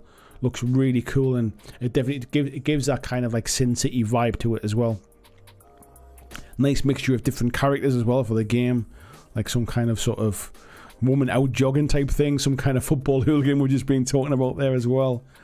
Looks like it was a pack of like rats or something. The businessman out for his day at work. Very, very nice. I like that style, very, very comic booky and sort of cartoon-esque. I like the style of stuff as well. And there's a good mix of different miniature sculpts in this set as well. And then these are obviously the characters, like the player characters thing. But yeah, really nice, mate. All the paints in the right places, which is always what you're aiming to do. Looking really nice and neat. And here's the dwarf that he's been painting as well. Awesome, mate. Love it. I remember that dwarf from Silver Tower. But yeah, good collection of minis you've been painting this month, mate. Beautiful work. Thank you very much, mate. Thank you for that. Who's up next? Let's have a look. Mr. Blair Smith. And Blair has been working on... He said he's managed to pick up a brush and finish an alternative army, Traitor Guard. So we have 2 leaders the Psyker and overall commander kit bashed from Grognod's legs, heads and arms. The bodies from a 95th Rifles and Psyker and just a head swap. He said the first squad were made from Grognard set. There's more pictures, so this might not be the ones that we're looking at here. From War Games Atlantic and transfers from Jackal's transfer sheet. And the head on the pole from a Flagellanter's Empire set. And second squad, good bit of mix of chaos, kit bashing you've got there going on, mate. Very, very nice, mate. I like these. The decals really do set it off as well. Good work on the fire. And yeah, I like the basing as well, mate. Nice, good cohesive army there as well. Looking very good. And I like these models as well. Kit bashing's not something I've ever really spent much time in. And it's something I feel like I should dip my toes into kind of doing a bit of kit bashing or something. And then last of all here he's saying as well that he's finally the last 5 are cowboys for What a Cowboy. 3 medals from Artisan and 2 with shotguns are from Dead Man's Hand Gunfighter set. Hope you enjoy. I did enjoy, Blair. Thank you very much. These are super neat as well. Love these. The guy with the stack over his head as well. Really, really nice work. Love the basin. Very, very Wild West theming, mate. Nice work, buddy. Next up, we got Mr. Chris Lupton. And Chris there, Zingbo, is saying, hope you're recovering well from your up. Thank you very much, mate. He says, this Groglin is a 3D printed model, which will be proxying as a Gobberpalooza Brugit in Warcry. Proxies are alternatives, right? I see what you did there. Good done. And he said, the old Monopore Space Marines were painted up for Darren Latham's 90s Marine Challenge Instagram challenge. Painted up in 4 alternative colour schemes. From left to right, they are from the Tange Marines, the Tango chapter, then the Iron Brood and the Satsu Marines. I like that, mate. I love these colours, mate, absolutely. And love, nice and neat as well. I love these, mate. Very, very nicely done. Takes me back to the first Marines I painted. And then lastly there, he says, the 2 skeletons are petitioners from the Sepulchral God Underworld Warband. I've painted them up in an alternative paint scheme to how I usually paint skeletons. The idea was to show them glowing with necromantic energies. And once again, best regards for a swift recovery. Thank you very much, mate, for your very, very kind words. And I love what you've done with these. And it definitely does feel like different to what you'd normally have. And it's nice to see that kind of ethereal glow coming through from behind the bones. Really, really nice work, mate. Peter Koeman as well, thank you so much for the super chat. I've just saw that. He says, get some WD-40 from them robot legs. Thanks, mate. I will do. I'll be honest as well, by the way, folks. I haven't had an operation on my legs. I might one day tell you what my operation was. But yeah, it wasn't on my legs, by the way. So Steve Hallowich is up next. So Steve... have I pressed the right one there? Let me just... Yes, Steve Hallowich, Type 40 TARDIS. These are the Brotherhood of Belial from the game Mythos by War Cradle. So it's a 1930s group of police who broke up a Cthulhu-esque cult and then were cursed by the vengeful Old One. Very nice, mate. Love what you've done here. Lovely picking out the gold on the buttons and the pocket watch there. Creepy, creepy hands there starting to take over. But I also like the police badge in the hand being held up there as well. Here, these dogs have definitely seen better days.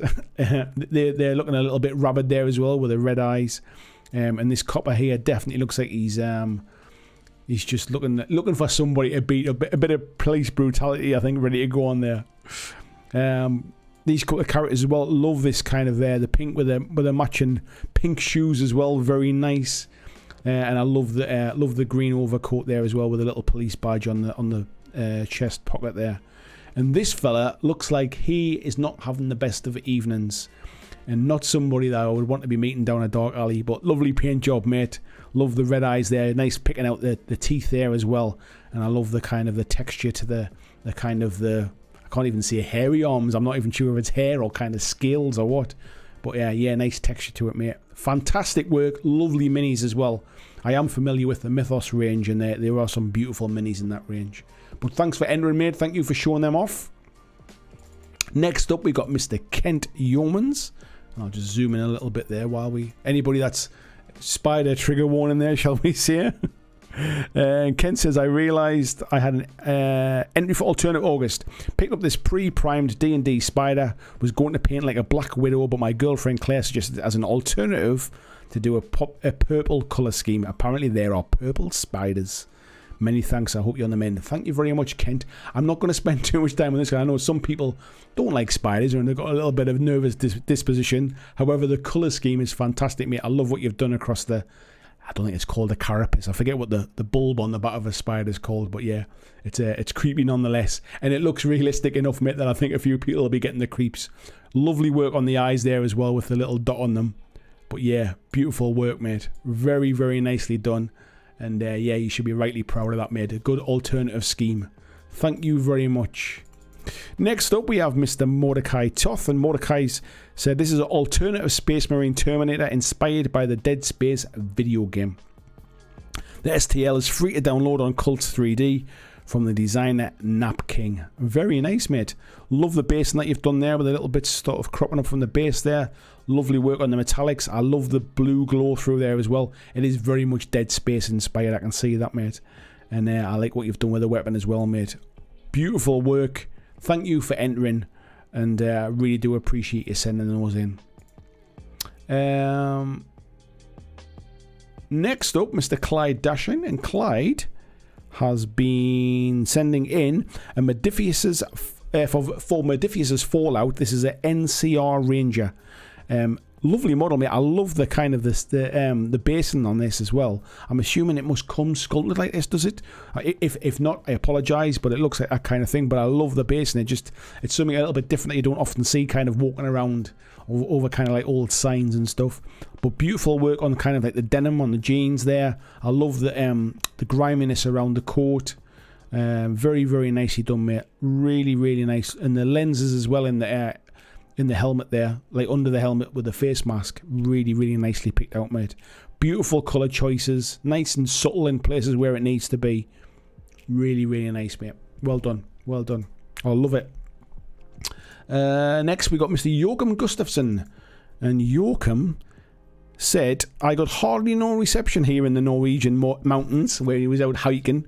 He says, but try and send these pictures in at the last minute. My alternative to painting miniatures is from Shatterpoint, Gaslands, and then he's also got some pictures from Norway where he was out hiking as well at the time. So these are obviously the Shatterpoint tokens, and this is exactly what I meant about alternative stuff. You know, it's not just miniature stuff that we paint.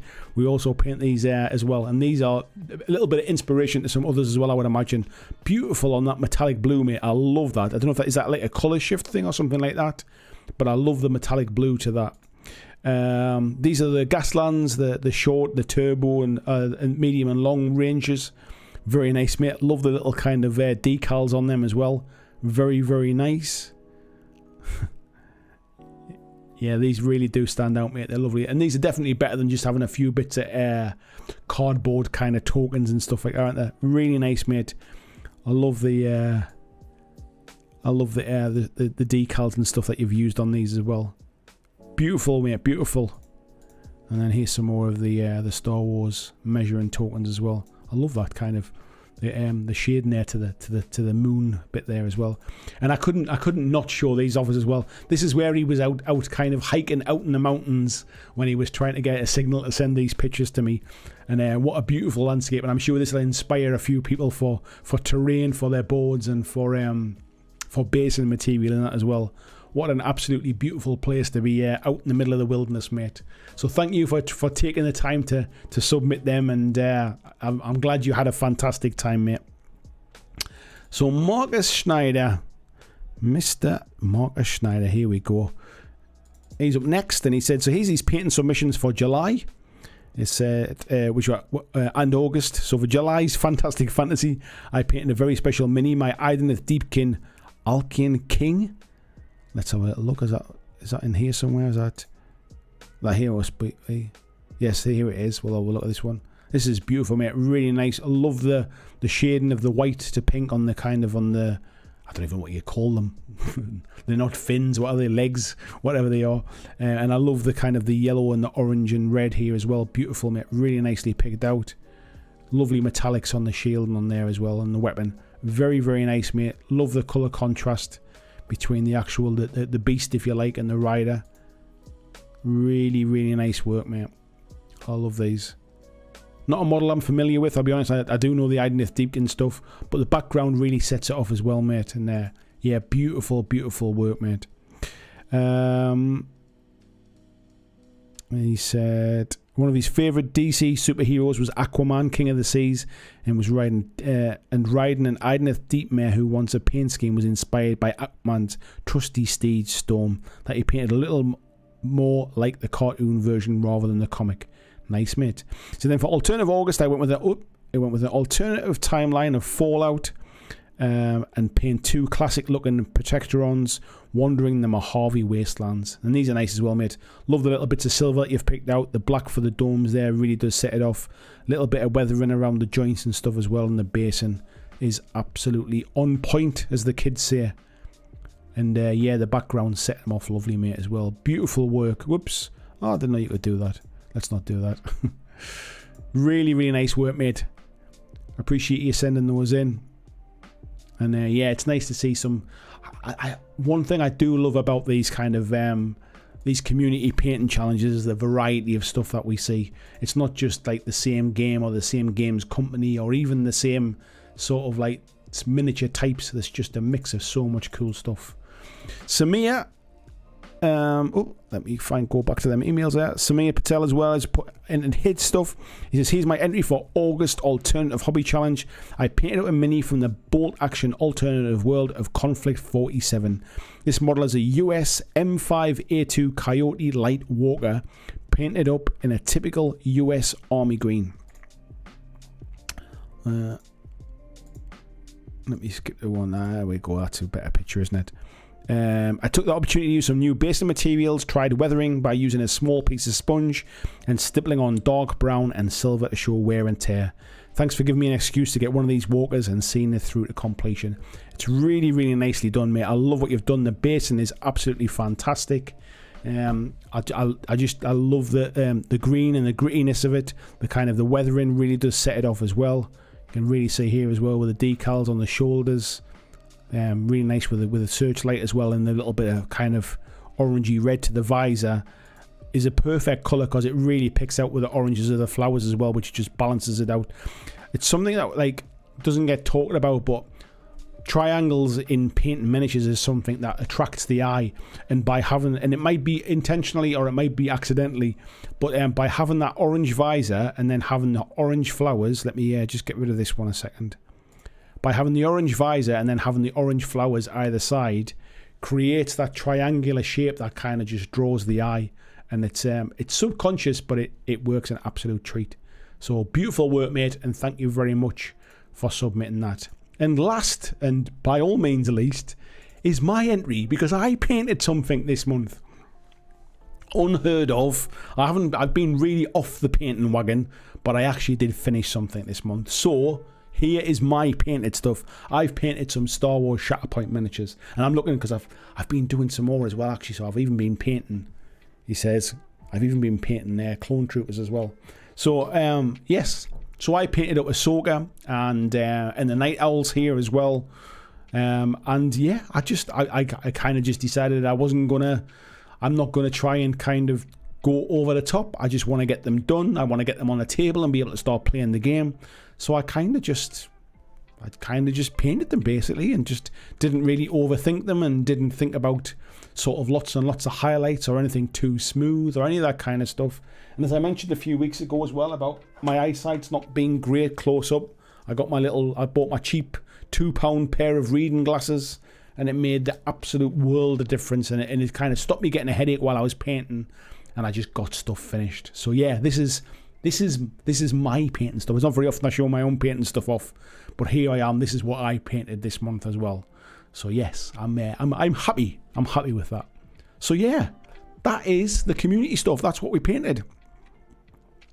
That's what everyone did. Let's have a quick look in the chat and see where we're up to and stuff. Yeah, I won't go back through everybody's comments, but yeah, everybody's saying about some cool kind of stuff. Somebody is saying, "Dang Andy, those look so good." Thank you very much, mate. And Clyde saying, "Them helmet details, Nice. And Tony saying, rocking it. Just getting them finished, mate. Just getting something finished is quite nice. And yeah, Samir saying, great job, everyone. And Clyde saying, okay, no one talk for a moment. I missed a bunch of the first ones. No worries. And Ed saying, lovely collection of stuff from everyone. Yes, it is lovely to see it from everyone.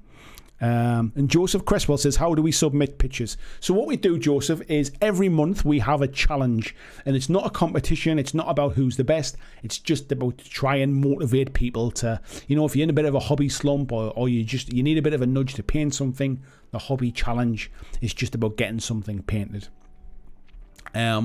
And it doesn't matter sort of what level painter you are. You can be a commission painter winning awards. You can be somebody that's never picked up a brush before in their life, and this will be the first miniature that you paint. That's the kind of that's what all you have to do is finish something. And then what you do is you basically email your photographs to me of your finished models. You email it to me. The email address is blackjacklegacy@gmail.com. And then when it's the time of the month to show the pictures off, and then I'll show them all off. So I think I might give you a little bit longer. Seems we're a week behind here, because of a couple of reasons. One is, do we do an extended one, or does that just drag it out too long?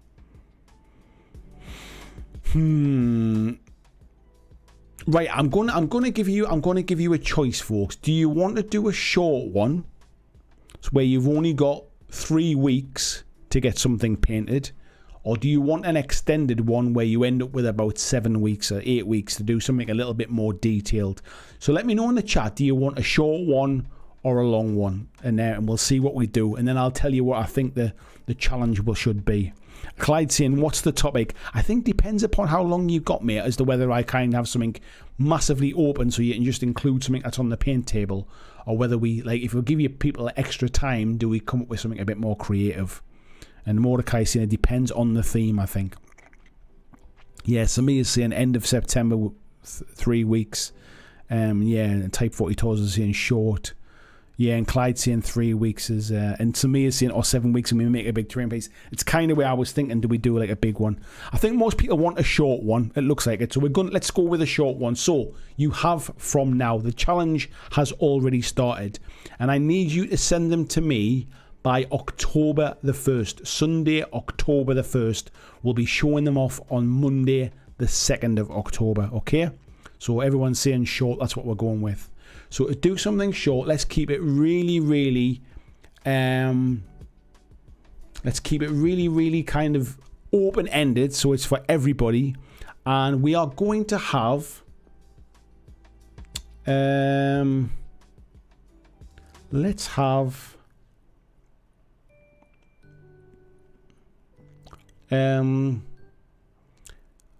something for September. Let's have a little think about that. Let's have, I'll tell you what we'll have. Let's have Sexy September, right? So I want you to paint something that is a model that you absolutely love. Something that you're passionate about, something that you love, something that you've been wanting to get painted maybe, but you've been putting it off because you're not sure what to do. Something that it really inspires you to want to paint. It can be something you're working on. It can be a one-off model. We'll just do Sexy September. There you go. Something that, what's your sexiest model? What's the one that really gets them juices flowing? And I mean your painting juices, nothing else. Luke says we could do a short one with a subject of wrapping it up, finishing something you started. Yeah, if you've already started it, mate, it's absolutely fine as well. Get something wrapped up. That would be really good. And Tony's saying easy, already working on it. Perfect, mate. So we got a relatively short one, then we got a week less this time around. Sexy September, that's what we're going for. And we'll Samir says, I'm also afraid to paint that one model. Just do it, mate. Just do it. Just get it started. That's all it takes. So yes, it doesn't. I'm keeping this one really open-ended up. Zingbo saying so wrapped up and or sexy. Yeah. If you've already started it, that's absolutely fine as well. This is really just paint something and send it to me this month. That's all it needs to be. But if you want to have a bit of a theme around it, Let's have sexy September. What time is it now? We've got 25 to 11. Is it? Do you know what? I'm going to go on. I'm going to talk about the subject now as well, the topic, because I'll be honest, I kind of completely forgot we've been having a good old natter tonight, and I want to make sure that I want to kind of like cover the topic as well. Otherwise, it doesn't seem like we've really covered it that much. And what I wanted to talk about tonight was around the reality of the hobby versus kind of what YouTube would tell you the hobby was around. And this came about for a couple of reasons. One of the reasons was I was doing some research for kind of just looking at videos that I thought had done well and trying to understand kind of what works, what doesn't work on YouTube. And one video I was watching was from Broadsword Wargaming. It made a video about how long does it really take to paint a Warhammer army.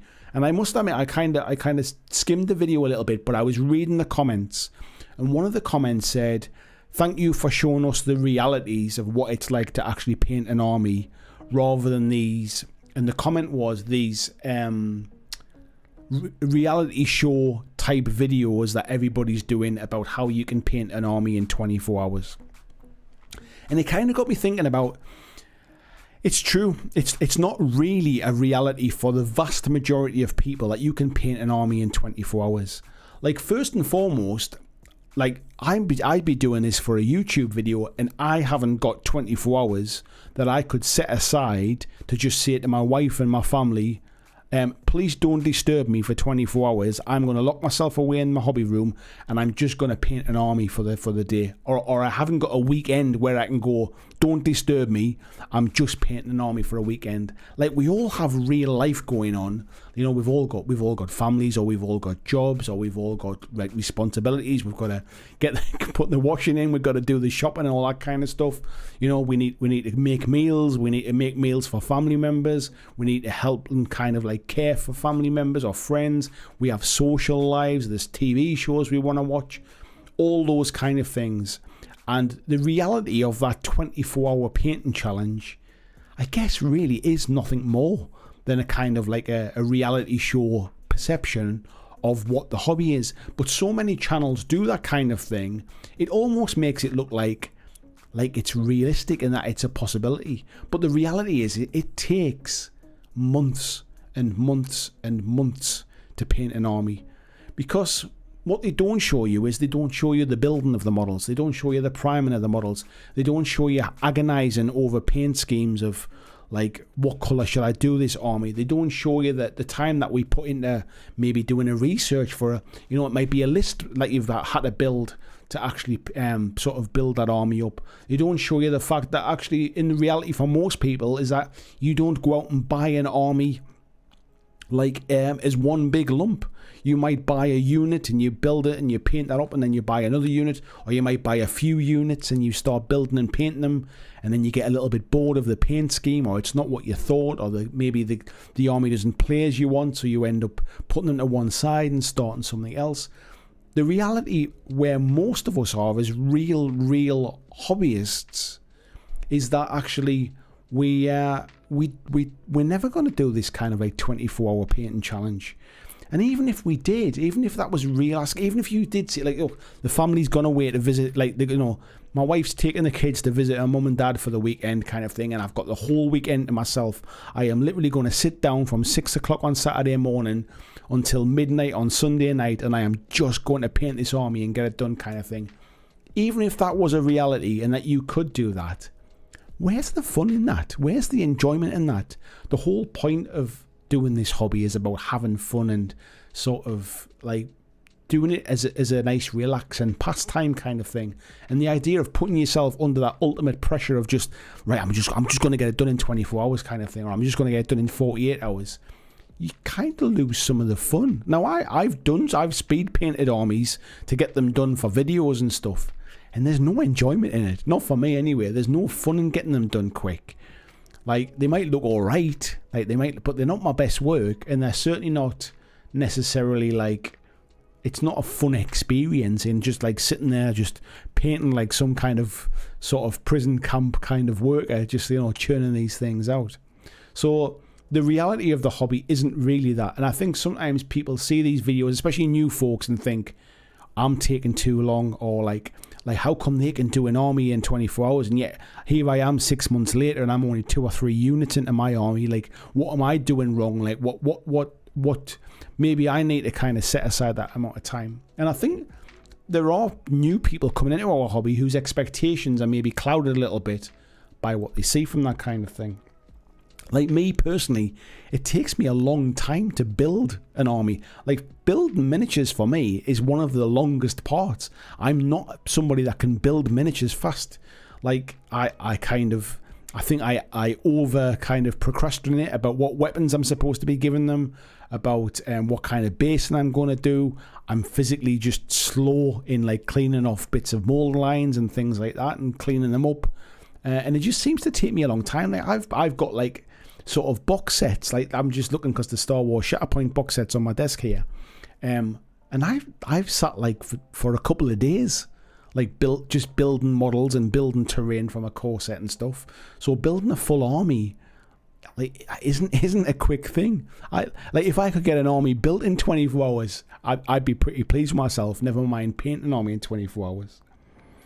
There's another kind of perception as well, I think, that we get from sort of social media and YouTube videos, is that people are gaming all the time, and that if you're not gaming like every week, or you're not at a club every like one night every week kind of thing, or you're not playing 2 or 3 times a week, then you're not doing it right kind of thing. You're not trying hard enough.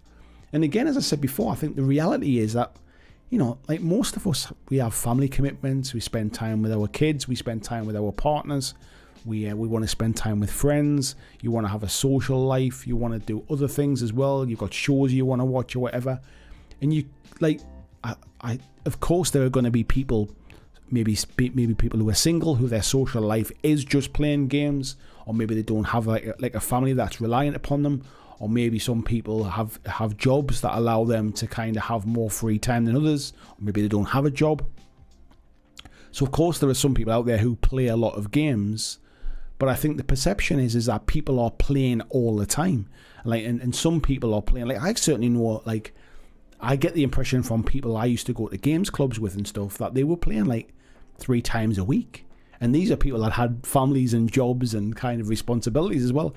And I think that's not really the case for most people. If most people, if there's anybody can get like a game in one night a week by going to the club like every Friday night kind of thing, or going to their local game store every Saturday or something, I think that's pretty good going. That's way above the average.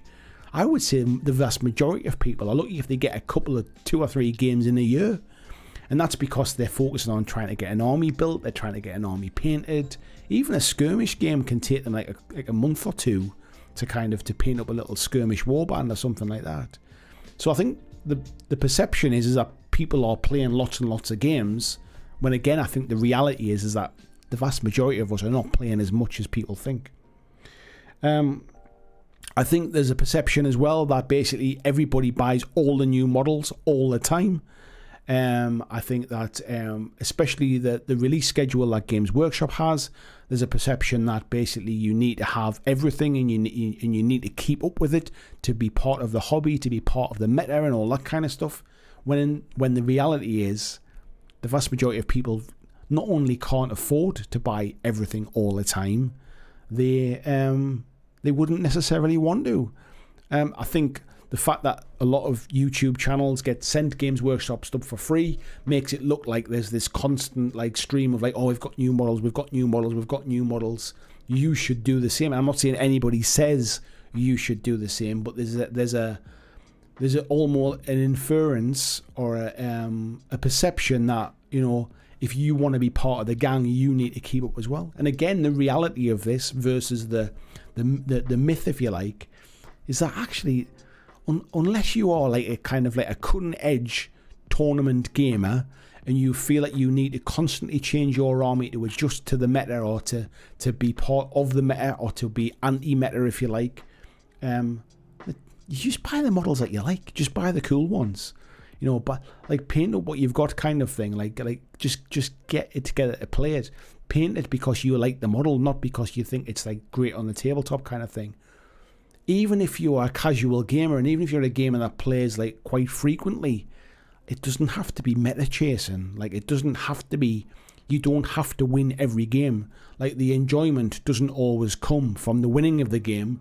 Surely there's enjoyment in the hobby side of the getting the army ready and then having fun with somebody else, like with a friend or an opponent. So it doesn't always need to be about kind of having everything all the time. I think there's also a perception that painting to kind of pro levels, if you like, is not only achievable for everybody, but is wanted by everyone. Like, we see a lot of like really high-end painting channels, and they show off all these fantastic miniatures, absolutely beautiful stuff, award-winning level stuff, which I think is beautiful, is fantastic. But then painting to that level and painting an army are two very, very different things. I don't necessarily think there's a lot of the kind of channels that focus upon realistic sort of hobby level painting for playing. You get channels that are like sort of super quick dry brushing kind of thing, like just dry brush this, just contrast paint this, which is fine for an audience. You get the people that are like how to blend with 25 different coloured paints and get the smoothest blends ever and all this kind of stuff, which is amazing for kind of wanting to improve your painting and wanting to win awards. But I'm not sure actually where the reality of 90% of us are, where we're in that middle ground of we want it to look really cool, but actually we still want to be able to get it on the table in a reasonable amount of time. I'm not sure there's necessarily like anything really catering for that middle ground quite so much. Or there's not much catering for that middle ground, I should say. And so again, this the myth or the YouTube hobby version of what people think we need to do versus what the reality is that not everybody's a high level painter. Not everybody is kind of trying to win awards. Not everybody is trying to kind of like get better with everything that they paint. Some people just want a really good level army, because what looks good for a single miniature versus what looks good when you've got like 50 models on the table together are two different kind of ways of painting and stuff. And so I think it's difficult. I think like it's, you know, I think it's anybody who's relatively new to the hobby and has got into the hobby and looking for tips from watching kind of YouTube videos and YouTube channels, and I include myself in this as well, can get a bit of a skewed version about what the reality of the hobby actually is. So yeah, that was the topic I wanted to talk about, really, just to bring that in as well. Let's have a look at some of these comments here as well that people are just saying. Clyde's saying, they do show you certain folk antagonizing. Oh, sorry, Tony says, why would I want to paint a single mini in 24 hours, let alone an army? Yeah. Clyde saying, they do show you certain folk antagonizing Picklejaw, trying to crunch out an army. Thought the poor lad was going to crack.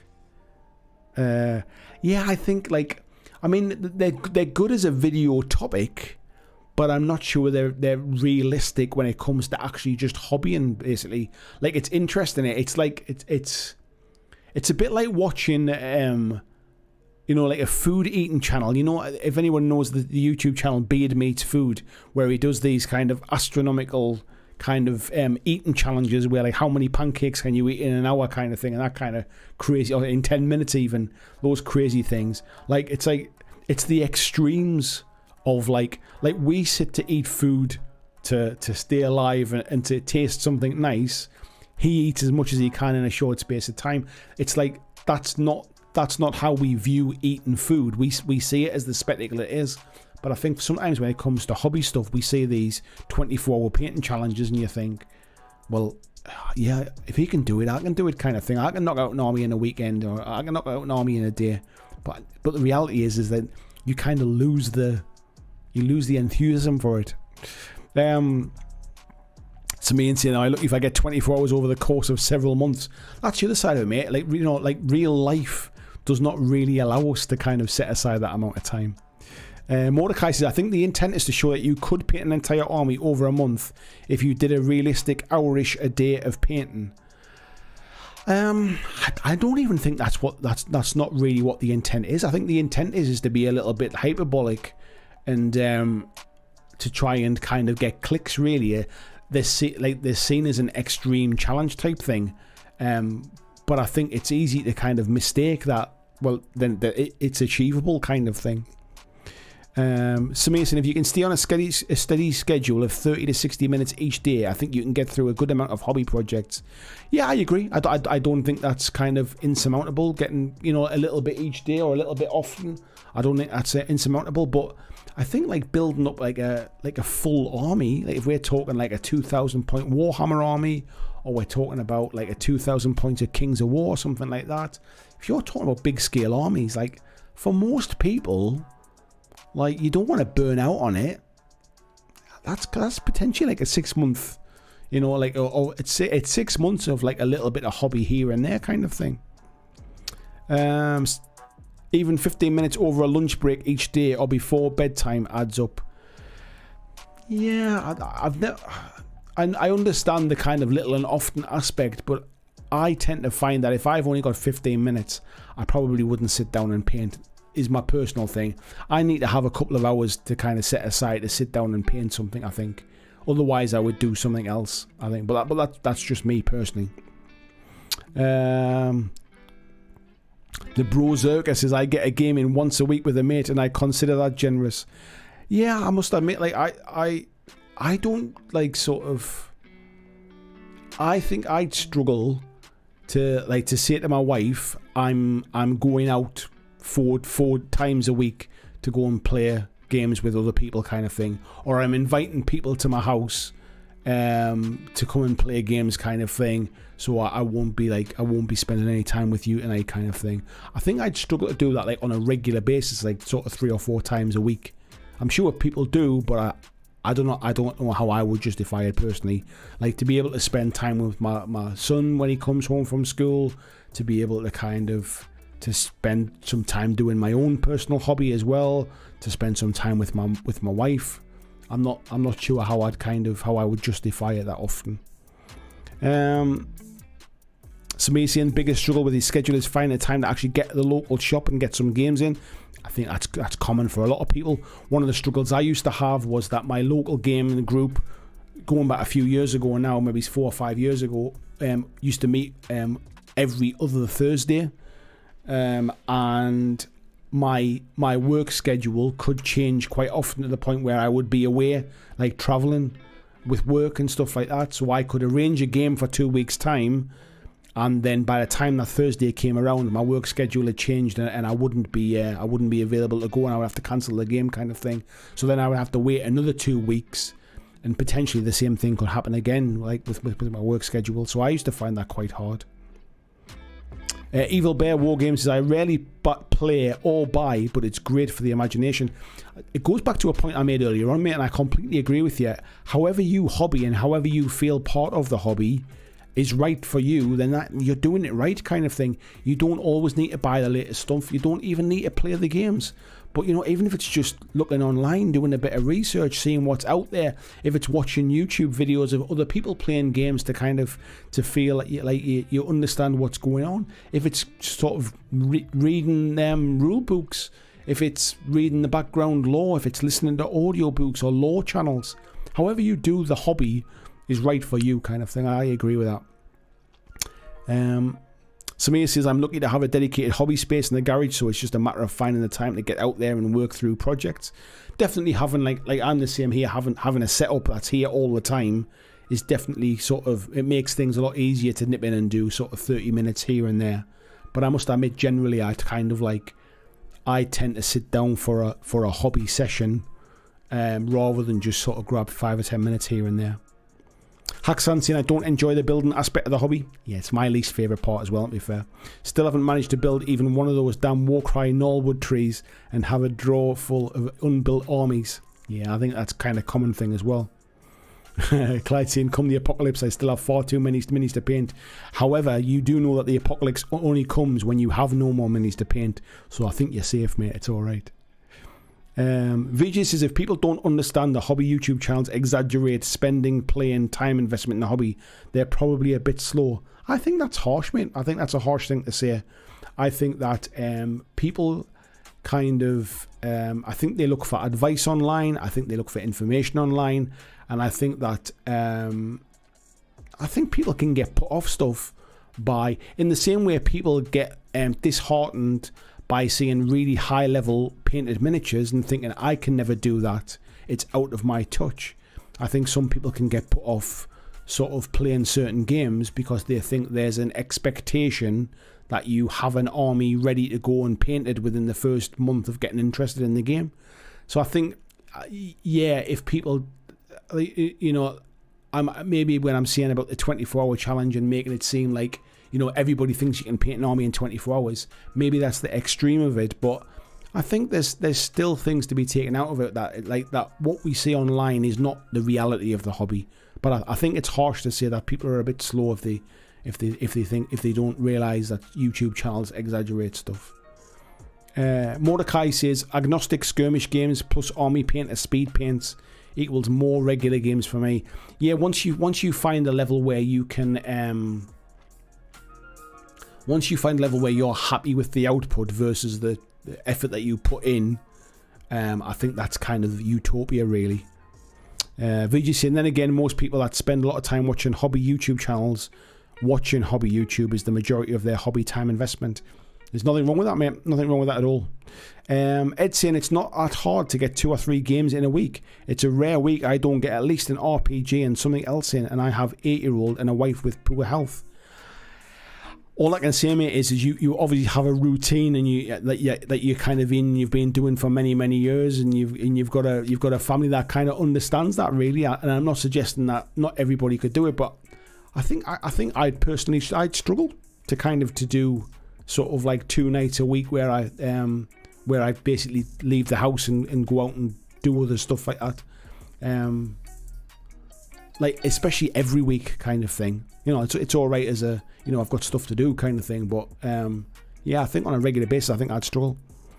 Big Dave's off the bed. See you later, fella.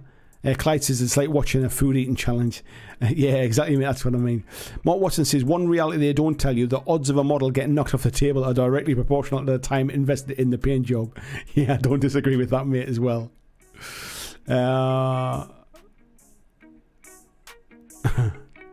Fiji says, I'm having a crazy Aussie visiting for a few days to play games and drink. It worked once. Yeah, but that's my point, though. That's kind of like, that's planning ahead kind of thing. Haxan says, I paint nearly every day and I'm pretty quick, but I very much doubt I could get a 2,000 point army painted to a reasonable standard in 24 hours. Yeah. Clyde saying, Bookface people brought up a good point. Mini storage is also underestimated. I spend so much money on cases and more shelves. Yeah, I think that's something else as well, is that the amount of stuff that you accumulate and where you're going to put it, like you think, oh, it's only a box of minis, but once you actually start to build these up and spend a bit of time painting them, you don't want to just chuck them in a drawer kind of thing. You know what I mean? You need to store them and look after them. It's more than you expect. Blair saying, even though just finished playing the Ops Squad World War II skirmish game. Very nice, mate. Greg Cherry says, Ash Barker is a master at fast tabletop standard. Yeah, I don't really understand how Ash manages to crank out what he does. He's obviously just somebody who has a shortcut. But I must admit, and I could be completely wrong with this, but I never feel like Ash paints for enjoyment. I feel like Ash paints for output. Like, just gets it done because he's got something to record kind of thing. But I could be wrong. VG says, I don't really understand what's going on with Ash at the moment. Is he after more support or is he expanding? So Ash is basically, he's in a situation, if you watch one of his recent videos, he explains it all, that the building that he is in basically is like a factory unit, and he used to sublet part of that factory unit out to a third party, which basically meant he had a relatively small studio and some storage space, but it meant that they basically paid some of the rent for the unit each month, and that included with obviously the money he makes on Patreon and stuff. Everything was ticking over fine. The company that used to rent that part of the unit from him now no longer rents that part of the unit. There was a reason why the government basically paid them money to basically move into other premises. So he was left footing the bill for the entire unit. And he had two choices. He could either try and find somebody to sublet it to, or he could basically make it work himself and expand his studio to have more space, more storage space, be able to make better videos because he's got more space for the table to get more people around it and stuff, and do other things, have like a podcast area, have a nice kind of studio set up for where he's recording his gameplay videos and stuff, and make it work.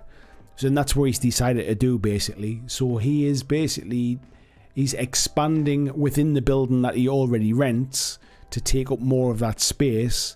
And basically what's happening is he's obviously been struggling a little bit, I suppose, in terms of like making it stack up financially, and people are just basically helping him out. More people have kind of decided to come onto his Patreon and help him, and he's kind of expanding a bit. So yeah, whatever works for him, to be fair. Peter says every video of Get X Army and Y amount of time evolves around using a limited colour palette and an airbrush to save time. Boring. There is an element of all those 24-hour video things kind of work in a very, very similar fashion of I'm just going to shortcut this to the quickest possible thing. Like VG says I'm the opposite with building. I'd rather build than paint. Yeah, the painting for me is the enjoyable bit. The painting for me is the relaxing part where I kind of just switch my brain off and just zone out a little bit.